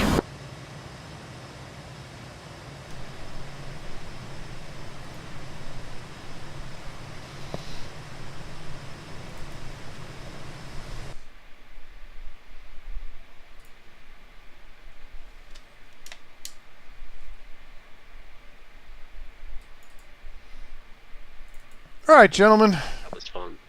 That was fun? The only thing I don't like about Cali's stream night is I can't immediately go get my post-cockpit glass of wine, which is my tradition. I mean, you can drink. I don't care. You know. This is a bad tradition to be breaking with. Agreed. Yeah, go for it. But go for it. We can talk for a moment amongst ourselves. Okay, I'm going to take you up on that. Yeah, do it. Do it. We don't want to break Rhode tradition. Island is neither a road Yeah. nor an island. Just, So, Fett, I know you've seen us do our close air support mission, which probably can seem overwhelming, but I'm hoping that the teamwork skills that we use tonight, you can see as some of the building blocks that we would use to build up to something like that. yeah, absolutely. I would call tonight, like, not to throw shade, but like a easy level cast. Like, I could see a lot of the elements we were using in cast, but on a much more, like, kind of laid back scale. Right, and the whole concept that this is really our fan flight to get to know you, and there are certain things in here, but I'm going to ask you an integrity question. Are you ready? Let's do it. Did you watch any of my fan flight streams before we did this? I didn't. Okay. I wanted to come into this as blind and as honest as possible. Good. I didn't think so. The thought didn't cross my mind, but I was like, I didn't. how hard could it be? It's a fam flight. I wasn't that worried. Yeah, I know, but still, right? Like, and actually, I don't mind if people watch beforehand. That's fine. Study and get to know stuff. You have plenty of materials. If it helps you, great. You can watch it all you want, but if you don't have the skills, it's still not going to be performed at a level that, you know, your skills are going to show. You know what I mean? You may learn something doing that. That's what I was going to say. Is I kind of wanted the students to kind of see, like, you know, the fact of, like, I've never flown with you personally, Callie. I've flown with Rudy plenty, but I think we've flown a little tiny bit, but, you know, nothing like this. So the point was kind of like, even blind, as long as you've got your skills under your belt, like, you can jump in with you, whomever, and be able to communicate and, you know, keep up to speed. That's what I think is so much fun about this game, is being able to just jump up with people you've never flown with before and go do awesome shit. Okay, Yeah. I'm back. And what is your wine selection for this evening? Because the audience must know, you know. This is a Zinfandel. I believe it's a 2018. Nice. So, I always start with a generalized overview. Then I'm going to ask you a question about me, and then we'll kind of go through the flight step by step. So, generalized overview, it's very obvious that you have experience in the jet. I'm going to talk about and show you some things that I do to test people's pilot bucket or their task saturation level. And you were able to perform all of those, which is what I would expect from someone with your experience. I thought you did a good job. We had some things that, you know, we need to clarify. We did that in real time, which is, I can't overstate the importance of unscrewing a situation with communication and working together, because I don't care how many times I do the same thing or what mission I'm on, something always has to be overcome as a challenge. And so just having the poise and being able to do that is absolutely critical, right? I was going to say, you know, I know like a year ago, if I was doing a mission like that and my controls were screwing up as they were tonight, I would have gone, number one, into a complete helmet fire, because, you know, my comfort zone was gone tonight. Everything I thought I had done, I didn't do. I was like just blindly hitting my UFC, you know, typing in codes and all that, but apparently I should have been watching what I was doing, because none of it was actually entering. I was just doing it off of muscle memory. So, but, you know, being able to then talk to you about it, like, hey, hold up, having some issues, you know, getting them worked out, and you knew what was up, you know, obviously the wingman knew what was up, but we got it sorted quick, so that's what was nice, is communication. Yeah, sure. And, you know, that's a key factor, and you can tell with some experience. So let's go through the flight, and then I'll be sure to ask my questions. So we did a little section takeoff. Pretty basic. Had you form up. Kelly, Yeah. are you like showing TAC view or something right now? 'Cause I you're not streaming. am. Okay. Not to you guys. I always do this. I don't stream to my people in Discord. Okay, yeah. It's because I want you to be blind. This sounded like Callie TAC view voice to me. Yeah, it's Callie Tacky voice. Do I have a different voice in TAC when I talk about TAC? Yes, you do. Actually, Okay. but we can talk about that later. Yeah. All right, you guys can see this now? Yep. Yep. You can see where I first panicked and realized my landing gear button wasn't working. Oh, Right there. little panic? Yeah, nice. It was just so weird because I had jumped in the Hornet School, tested a few of my bindings, and everything worked fine. Jump over here, and then the throttle base is like, no, your bindings are gone. All right. So you could have been a little closer. Again, your personal level of safety with this. I'm not here to be the Blue Angels. As we do this more, we would expect more. The one thing here is when I told you to switch channels, you did fade back. I don't know if you noticed, but you faded back a little bit. Oh yeah, this is getting me fighting with nothing doing what I thought it should be doing, so I have to like scramble for the mouse. So Oh, you had to mouse click it. That's terrible. Yeah. everything was mouse tonight. Yeah, that makes it hard, but there's not much I'm going to ask you to do in parade, but change channels as we come through the different parts of recovery of the boat and Marshall, and as we get switch channels and all of that. You might be in parade for the admin purposes, and I might need to switch channels. I'm certainly not going to ask you to fence in or to correlate or any of the other things that we would do, right? So. Sure. And then I put you guys to cruise. And again, cruise gives you, like if you can see from this view, you should have the ability to go left and right. And he should be double the interval you have, which visually is actually really hard. This is kind of a screwed thing to have to figure out, but you can kind of get the idea. It takes a bit of time. But you have the freedom of movement of left to right like we talked about, right? And you have a little bit more time, so you don't have so much time compression. You have a little bit of time and space to do the fence in, which is what I asked you to do next, right? And then you didn't hit your lights, which for those that don't know, fence, E stands for emissions, or I'm sorry, L for lights. I think it's L for lights. And so you want to make sure you turn those off. Now here is where I begin your first actual test of task saturation. And do you want to know what it was? I don't recall off of this part actually. Yeah, and I do it so interwoven with everything I do, you shouldn't actually notice it.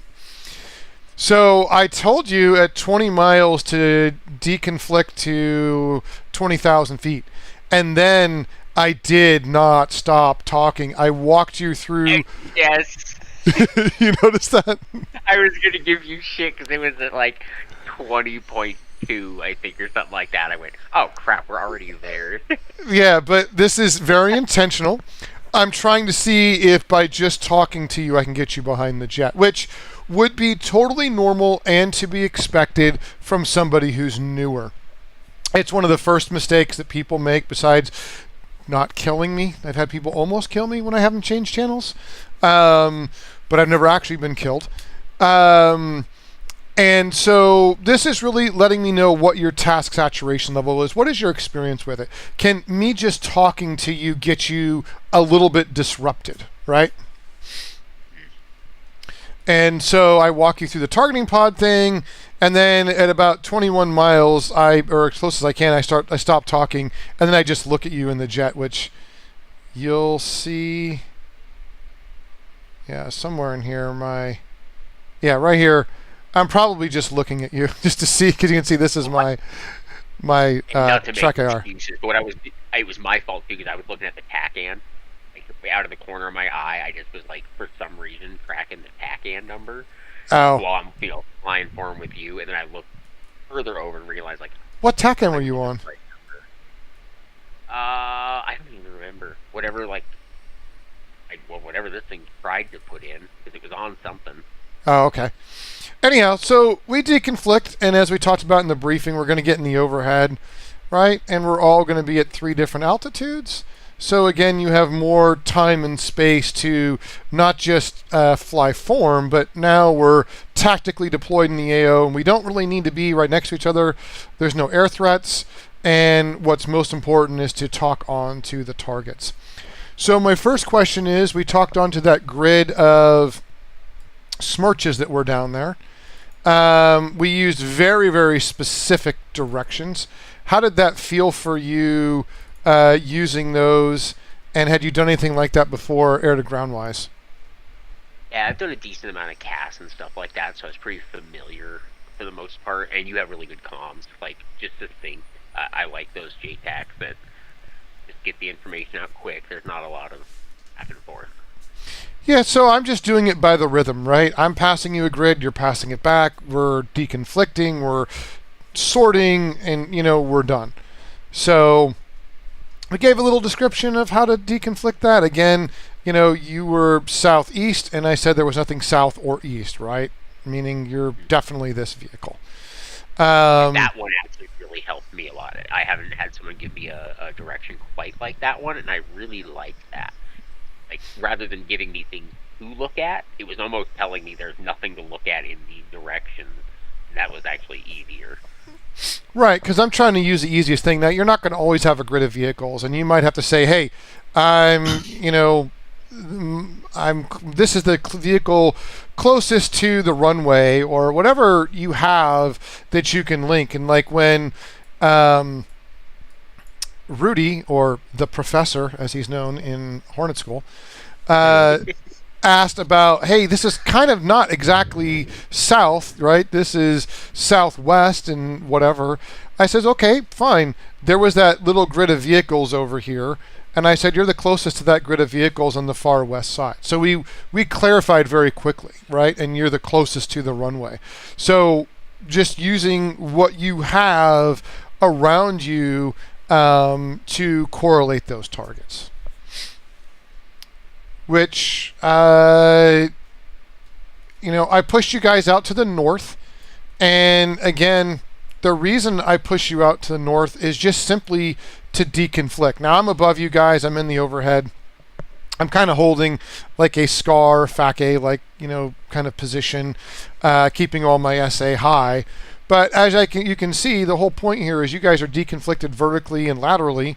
And sometimes I told you to hold off 30 seconds or do different things so that you didn't drop a bomb one on top of the other, because one of you was higher than the other. And I just want to keep you laterally deconflicted as you come in. So the whole point is, I know you're vertically deconflicted. I push you out north. One of you calls in at the time. There should be a time element that has you separated laterally, right? I was going to give you a hard time on that one. You told me to push out 30 seconds. I turned in right at 30, and then you yelled at me for going too far. Well, okay. I would have said to spin a circle, but you could have yelled at me. And sometimes I do that, right? I give you something in it, and you end up pushing out too far, right? So it is what it is. Laughing. I just giving you a hard time. I was laughing about it. It's all good. So you guys hit your targets. Obviously, we had the fusing or timing issue. I really don't care. That's something you can work out in the jet on your own. I care about the teamwork, right? I do not care. I do want to see the targets get hit and all the things happen that should, but literally the teamwork is the most important thing. I figured out my issues after the second pass. I figured it all out, what was not getting entered, so luckily it started working from there on. Yep, and we have a deconfliction issue, or a desync issue in DCS right now, so you won't see these bombs hit the right places. You don't even see it visually, you won't see it TAC view. Hopefully they get that fixed. So I had you try to bomb the same target. I had Rudy bomb the target, either there's front or his rear, I can't remember which one he did second. And so we basically use that initial correlation to be able to kind of expedite an attack, right? Get that flow going. Then I had you work the grid for where the frogfoots were, and that was down over here. And so you got on there pretty quick, and then I asked you to do something that I do ask new people to do, but when they give it to me, they usually give it to me in a more fragmented way than you did. And so I'll tell them, hey, you have this row of frogfoots, they're facing what was that? I'm losing my mind here. They are southeast. No, sorry, they're south. Yeah, they're southeast. No, they're southwest. My God, I'm losing it because they were facing this way. And, they might not see all of them. And it's real easy in the targeting pod, it's a soda straw, to only look in this one small area. And the whole idea of this is to be able to look around and try to describe what you see, because you could get tasked as an investigate tasking easily and have to report back what you find, right? So we're ramping it up from an easy grid to now, hey, tell me what's down there. We talk on to those. You guys hit them, no problem. And then I give you the 8-digit grid, which I'm guessing you've worked with an 8-digit grid before? Yeah, my number dyslexia kicked in, so I added too many zeros on my first pass entering it in. But Yeah. I caught it right away. And it's like, oh yeah. Yeah, so the Hornet can only take a 6 or a 10. We've talked about it before. If you get an 8-digit grid, after the first 4 digits, you have to have it in 0, and after the second, you add a 0. No big deal. So we talked you onto the bombers, and I snuck up on you to get into form. This is to increase the teamwork level, right? We've been doing a lot of teamwork, and now we're going to do kind of a simultaneous attack. Rudy knows this, so he joined up with me, and we all push out to the north. And we're going to come in and do a simultaneous attack, which in this case is dictated by the formation, right? It's a technical thing with something called Frodies. I think we've talked about a little bit in some of our streams. But in essence, we're all coming in together and we're all dropping our bombs. And I think those, again, are static, so you can't see them. And all of our bombs are going to... Where are your guys' bombs? Oh, I see. We're just not seeing them at the same trajectory. But all of our bombs are going to land very, very close. Well, you guys are desynced again, because that's not where your guys' bombs land. You guys hit the targets and they're all over here. But Yeah, even they were on the FLIR. They probably all hit inside of 1 second. did they? Yeah. So like, even with the desync here, mine hits at 20, and your guys like 2 seconds. But it was actually over here. So no warning. All 3 targets, beautiful teamwork, in my opinion. Again, I want to show what can be done. And I don't really put pressure. I just tell them to fly normally, and I fly off them. I don't need them to be smooth or anything. So for new people, I don't try to make it a burden. You know what I mean? But I could tell you were extra smooth. You called your 350. You did some things that show you've flown the jet a few times. Right? I'm so used to flying with students. I like getting to fly with you guys, where it's like, push up a little bit, make me step up a little. Yeah. So That was a money shot of a simultaneous GBU drop. That one gave me chills on the FLIR. you like that? Yeah. Oh, it was so good. That was one of the better ones I've seen. Yeah, and that's just fun, right? Like, we're here to have fun. There is a tactical reason to do that. Should it be called you need to hit 3 at once? We sorted them, and we kind of took all the teamwork and put it together for one final piece of work there. And what did you think of that, Fett? Have you done anything like that before with a simultaneous impact? Nothing quite, the way we executed it tonight. We've done some like TOT where me and a wingman are like right off each other as we're bombing. But those coordinated ones, those are the ones like Rudy's that just give you chills. Because that's what you practice for, is to be able to do the cool shit like that.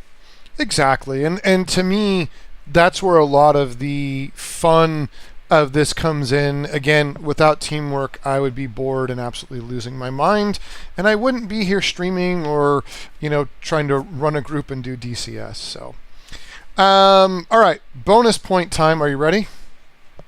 Good. Why did I not just turn in here and go to Ryak? Why did I push out here? My guess would be to kind of set you up for the course line, would be my guess. I mean, we came in 30 plus miles out. I could have done that down here. Okay. Yeah, that would be my only first guess. It is to prevent time compression with my wingman.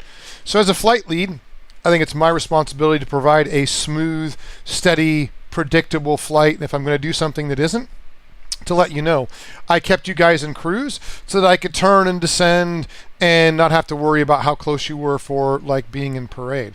So if I come down here, I'm giving us plenty of time to get descended and get onto the course line, right? And then there's some mountains down here. So we kind of got to slow our descent and then reinitiate it once we come down here.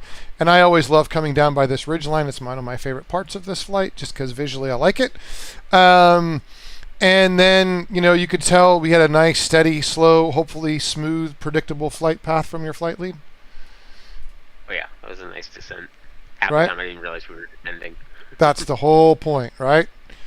So then I got us lined up, and we were looking pretty good.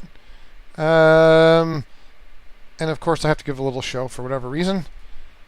And then, we could do a much closer break than 10 seconds, but, just giving us a nice, easy ability to deconflict there and come in and land. Somehow I hit your wake, like, as you were landing. Oh, really?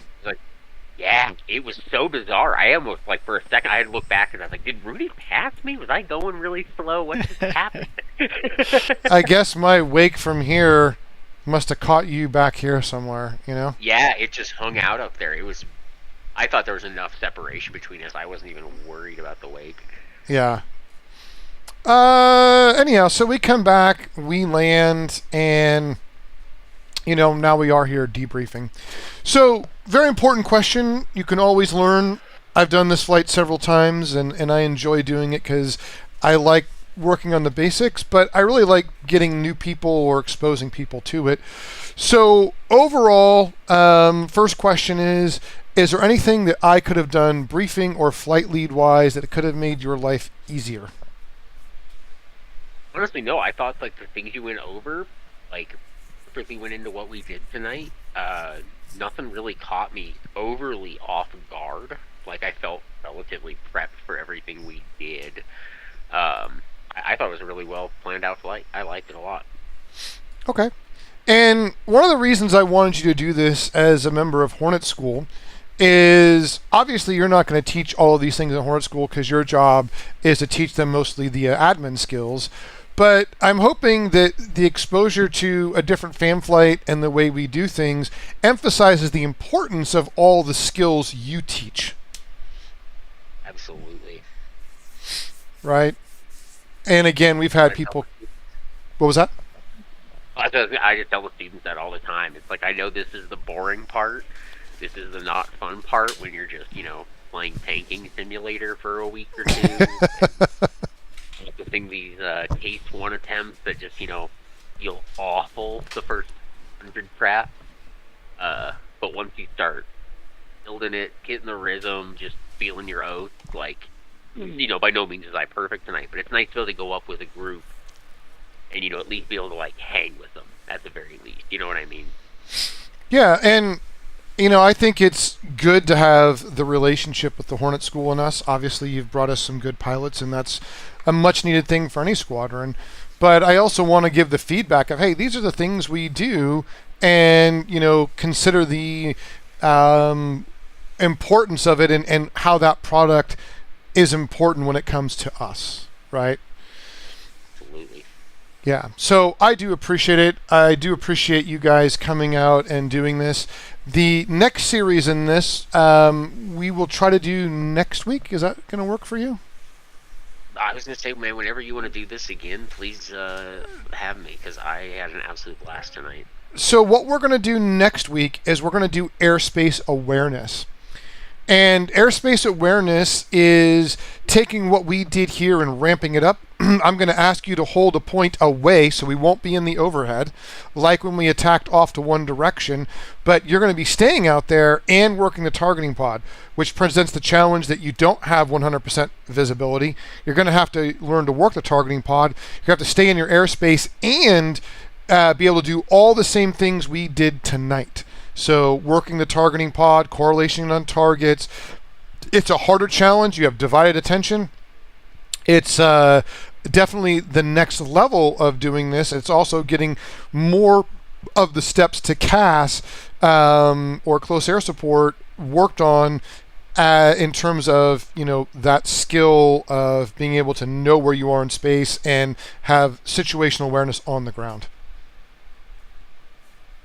Yeah, I doing cast work, like being up at an IP circling. But like you said, the hardest part is when you are masked and you can't see anything. You just have to sit there and wait. Yeah. So again, because what's going to happen is I'm going to take the last training video I did, where we did internal training on close air support. I'm going to break it down into 12 videos. I think we went through a majority. I don't know that any one video can cover every possible scenario in close air support because there's so many. And so we're going to do this as kind of the first building block of, hey, just understand what it means to be deconflicted, what it means to work a targeting pod, how to correlate with targets, how to deconflict on your attack. So it's just some real basic skills that are needed. Then we'll do the airspace awareness, and then we'll go through and I'll release the 12 different videos, one for each step. So you can kind of see as a squadron how we step this up. And Rudy, since you went through this process all the way through to working with a JTAC, how do you feel this helped you grow and be able to, work with somebody in that level? Oh, incrementally. I mean, the fan flight we just did, I was exhausted. Like when I actually did that, like actually factually did that coming out of Hornet School. Today is a walk in the park, right? Because the grids are pretty simple and the overhead placement is really friendly to the T-pod, and like there's just not that much going on. So it all helps. Like fan flight 1 helps, airspace awareness helps, and then just it takes a lot of reps with an actual JTAC before you really start to feel comfortable, and it still goes wrong frequently, and you got to talk through it. Yeah, but the things that have changed between when you started and then is you're used to heavy comms. You've built up the task saturation to handle it. You've built up the task saturation to have multiple things going on at once and working through it. So you're just working the basic skills and not having to do, a whole bunch of other stuff. So it's only easier because you've increased all of those skills. Yeah, that's for sure, and it feels great. Like I said, this fan flight almost killed me when it was the real thing, and tonight it's just like, oh man, this is just total chill mode. Let's just drop some GBU-12s and have a good time. Like I'm kind of only half thinking about it. And I remember, if anything, I was actually, no offense, I was expecting it to be harder. It's a fan flight. I myself up too much. Yeah, it's a fan flight. It can be struggle bus for some uninitiated. It can be. 100%, I could see it.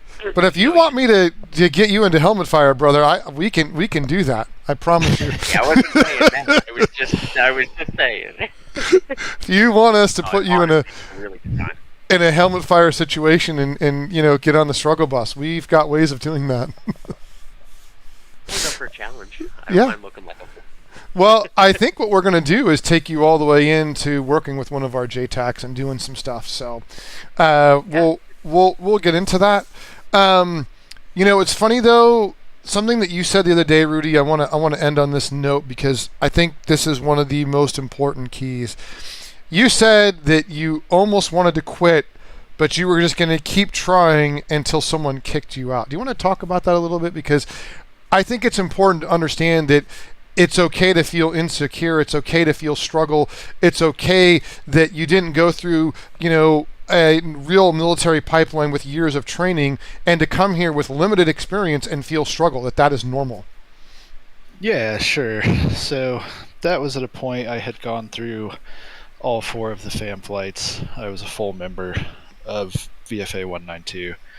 And I'd done a couple missions, and like it was at the point where like I was still having to fly like every single night, like a couple hours every single night, just to like barely almost keep up with some of the stuff we were doing. And it's just like, God, this is a lot of work, and like there are times when you feel like your progression is stalling out and you're not getting any better, and it's just like, oh my God. So I was thinking, like, I don't know if this is for me. Like, maybe I need to find a more chill mode squadron. But we are not chill mode here. No, we're not chill mode. But I really liked everybody here, and I liked trying. And yeah, my resolution was eventually saying to myself, like, people correct me when I do things wrong. They're like, hey, like, maybe practice this, try to do this a little better next time. But like, nobody's saying like, you're garbage, like, get out of here. and I kind of realized until somebody says you're garbage, get out of here, I'm just gonna keep showing it up and just keep giving it a try and do my best. And that turn came. Like, it got to the point. It's like, okay, like I'm starting to feel like I got my feet under me a little bit more here, and just riding it from there. And we ask a lot. We really do, because of all the things that we do and all the real world people that we do things to as close as we can to the real world standard. But the reality is, it's normal to struggle in any squadron. It's normal to feel like you don't belong. And I'll tell you right now, if someone ever said the word to you, you suck, I would be upset. If someone ever said that you had a tough night and that you should be doing better, it might be true if you've been doing it a long time and you're putting in a lot of work and we need to find out what isn't working. But I never work from that perspective. I will be clear about what I see. I will be clear about what's happening. But it should always be a positive, hey, this is what's going on. This is what we can do to fix it, right? I don't ever want to work from the perspective of adding more stress, because I believe most people add enough for themselves. Right? No, certainly nobody ever said that. Like, I remember one time, what I personally feel was my most embarrassing incident at one actual. We were training for a mission that was night, and we had to get front side gas in order to go out and launch some TALDs and some harms. That was a tricky mission with a lot of skills. That was a tricky one, and it was just a training night, and I was in a 2-ship with a flight lead, and we went to the tanker, and I just absolutely could not get on the basket, just like couldn't get on it, and I was getting so pissed off. It later turned out I had attitude hold on by accident because we were in cruise, and I forgot to turn it off when I got to the tanker, and that's what the problem was. But I was just eventually like, I can't do it. Like, I'm running out of gas. I can't do it. And flight lead was just like, okay, let's go back to the boat. And I was like, no, like, you can go practice the thing. I'll go back to the boat, like, hanging my head in shame. And he was just like, nope, nobody flies alone unless somebody's been blown out of the sky. He's like, we'll just go back to the boat. It's no big deal. We'll try again some other time. And I think, I can't speak, and I'm not going to knock any other squadrons. I had some experiences that were kind of opposite in a couple places I had checked out. And I try to take that lesson and say, I don't want anyone to feel that way, and that we should always be a team. And one of the things that always impressed me, and I know it is kind of teamwork, and it is also kind of watching your teammates fail, right? Like, everyone stays around the boat to make sure everyone gets on the boat, which is a teamwork thing, but they also want to see how well you fly around the boat to see if you have a tough time. Yeah, we want to give a little bit of good-hearted shit to somebody who goes on a bit of a bolter train. Yes. We have one guy that has a reputation for, he's a great flight lead and he's a great pilot and he's really come a long ways, but if he gets on a bolter train, it's Once you get on that carousel, it's hard to get back off. Yeah. That's the thing. You either stick it with a beautiful, okay 3-wire, or you're just going on, just jumping on the bolter train. Sometimes you just got to eat it. Take your bolters, plural, bolters like a man. Absolutely. If you're quick, embarrassing stories, I did that in CSC3 when I was early on when I was with them. They were doing a qual, and I didn't think I was up to their standards yet to qual, but I was like, can I practice? Can I just come out and do it with you guys? They were totally cool, like, yeah, absolutely. I jump out there, and it was one of those nights where I was just bolter, like just off a little bit on each pass. And my wife, I had a prescription I had to pick up for her, so I was fighting the clock for when I had to leave for the pharmacy, before they closed. I think it was on like my 5th attempt or something. I was like, I'm sorry, I gotta bail. it was awful. Yeah. But, I think the right group of guys, everyone understands, and everyone, should want to help you and make it better. So, but anyhow, Fett, it has been great to bring you out. I'm glad you got to see it. I'm looking forward to doing more videos. And just kind of, again, the teamwork is the key. All the admin skills of Hornet School teach the baseline things you need to be able to work and do teamwork. So I think that's great. I love what you guys are doing. And you guys got anything else before we close? I was just going to say that, obviously, dude, you were one of the first people to help us start growing what we do over there. So we were always, so appreciative of everything you guys do over here. Cannot thank you enough for having me because this was really fun. So whenever you want me back, just send me the word. Yeah, let's do the airspace awareness next week. I'm down, buddy. Yeah, Rudy, got anything? Nope. I'll just echo what Fett said. You know, it's been a great relationship between Hornet School and One Actual. You know, like I said, I went through Hornet School. It was Echo and Masked Hornet at Hornet School that convinced me to actually DM you and ask about One Actual, which my immediate response to them was like, "There's no way. Like, that's not possible for me to do. Like I've seen Cali streams." So yeah, it's been great. Let's keep it going. It's all possible, one skill at a time, brother. That's right. Yeah, so this is the One Actual DCS community. I'm Callie. We've been with Fett and Rudy. I thank you for coming. There is a link for the Hornet School. There's a link to the One Actual Discord. You know, if you're not watching it live, ask questions in the comments. I'll certainly try to ask them. Thank you for watching, and we'll see you next time. Thanks, Butch.